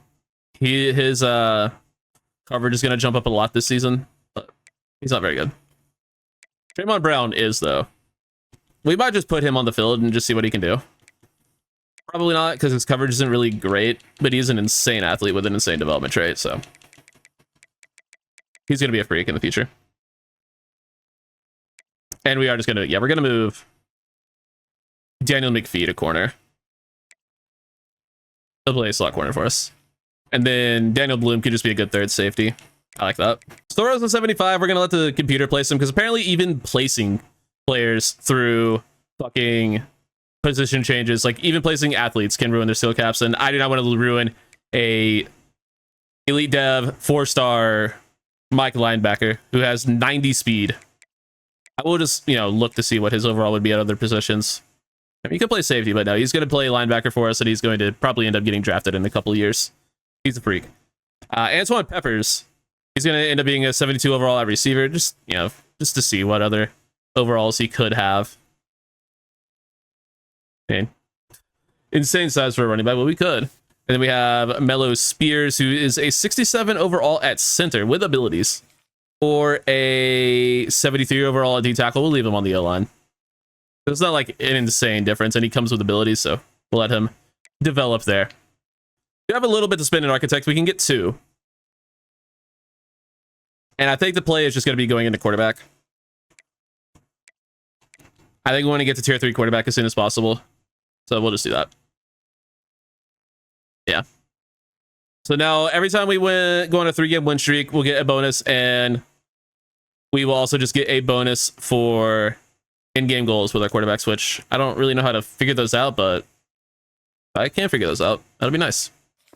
So let's get into my favorite part of the offseason, training results and upgrading our team. I love doing this so much. It's so fun.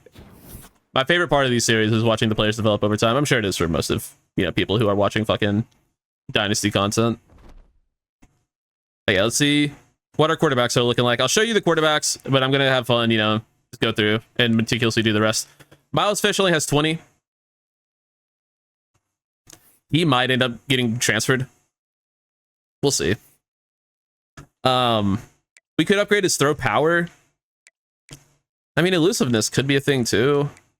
I mean, I don't really know what to upgrade other than just throw power. Because he can't get abilities.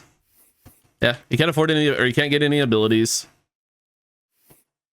His arm is a little bit better.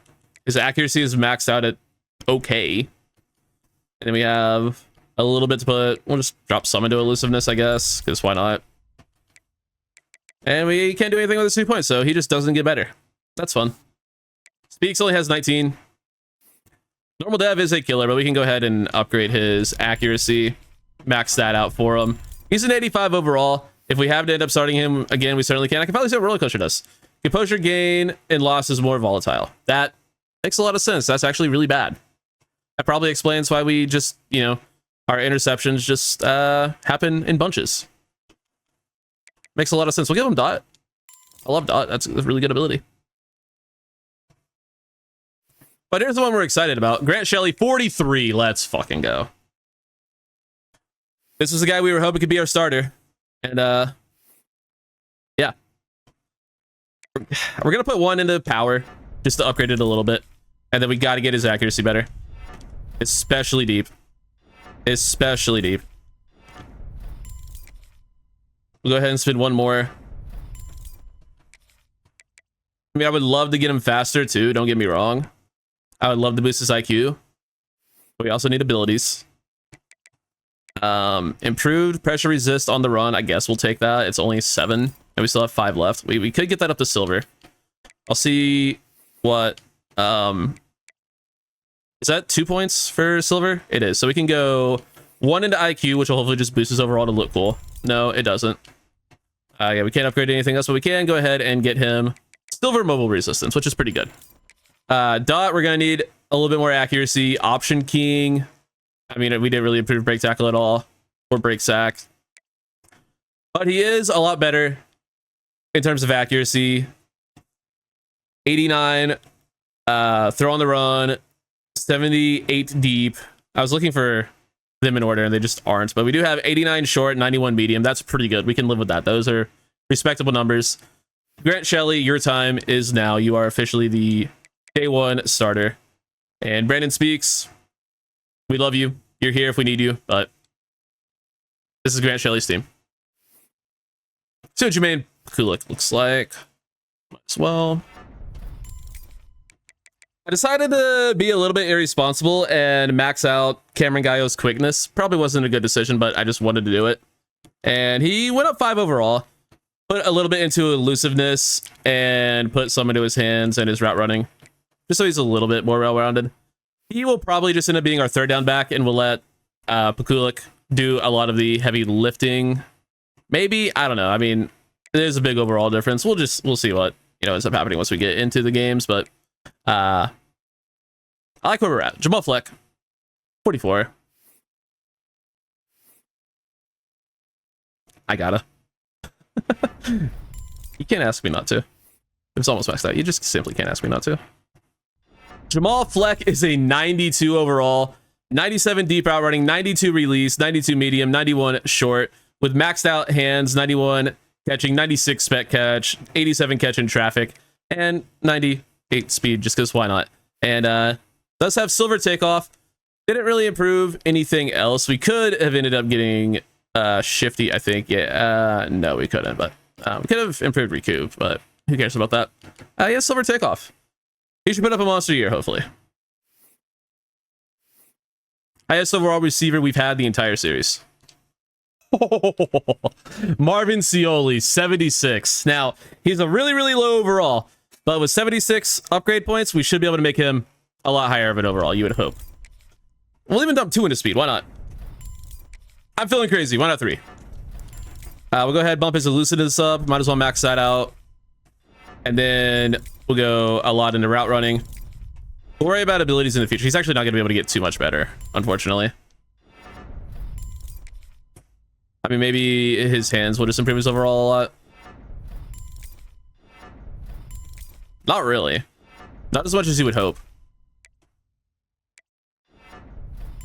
I mean, it's a 78 from a 65, so, I mean, that's a lot, but for an elite dev, you're hoping for, I don't know, a little bit more than that. I mean, he'll be able to get to a pretty good overall because he'll be able to upgrade his IQ a ton.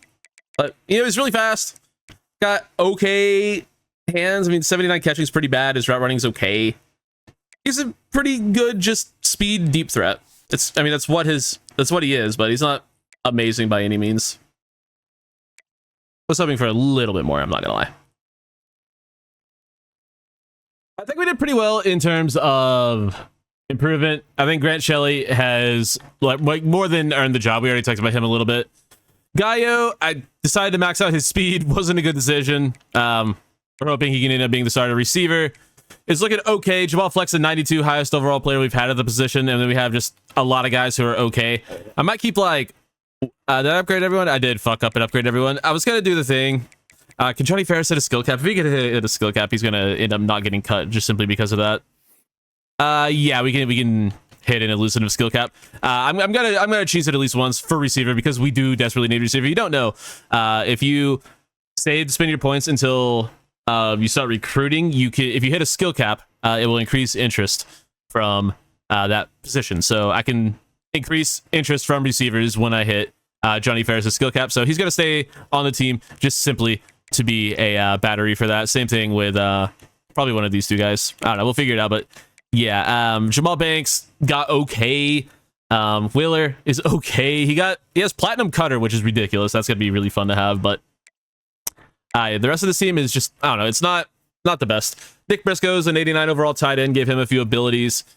Okuwai Inonu is a decent starting tackle. He has a lot of really good abilities. Guard is going to be a little bit of a disaster. That's why I'm also saving some abilities for Alcantara. Center is a mess. Guard is, again, just a mess. Other tackle is, I mean, we have 3 decent players, so I needed to see which one was going to be good. Roland Goddard's bad. Marcook is okay. Redwine is maybe the worst player I've ever seen to have a good development trait. Look at this. He's a 3-star with impact dev, right? So you would think he'd be at least somewhat okay.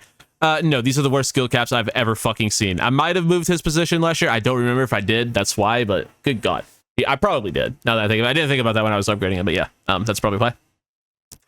Prince Mikwuta is okay. Bernard DeBeer, I put a good bit into his quickness to get him a little bit faster, and his finesse moves did go up to a 97, so, or 93 rather, up 7. He will probably just end up starting as our main speed rusher, and then Mikwuta and Marcook can be our other edge rushers. So we'll see who ends up, winning that job. At D tackle, Don Blunt is up to an 89 overall. Got him some really good abilities. Platinum Grip Breaker is really good. Big Kona is up to an 89, and then we have Vinny Reinbold. Got a little bit left behind with his peasant ass fucking impact dev, but he's still an 86 overall and a really good player. So all these guys are good. We have the big nose tackle, run defending type, and then we have 2 really good power rushers who will rotate in. Damian Elias got a lot better.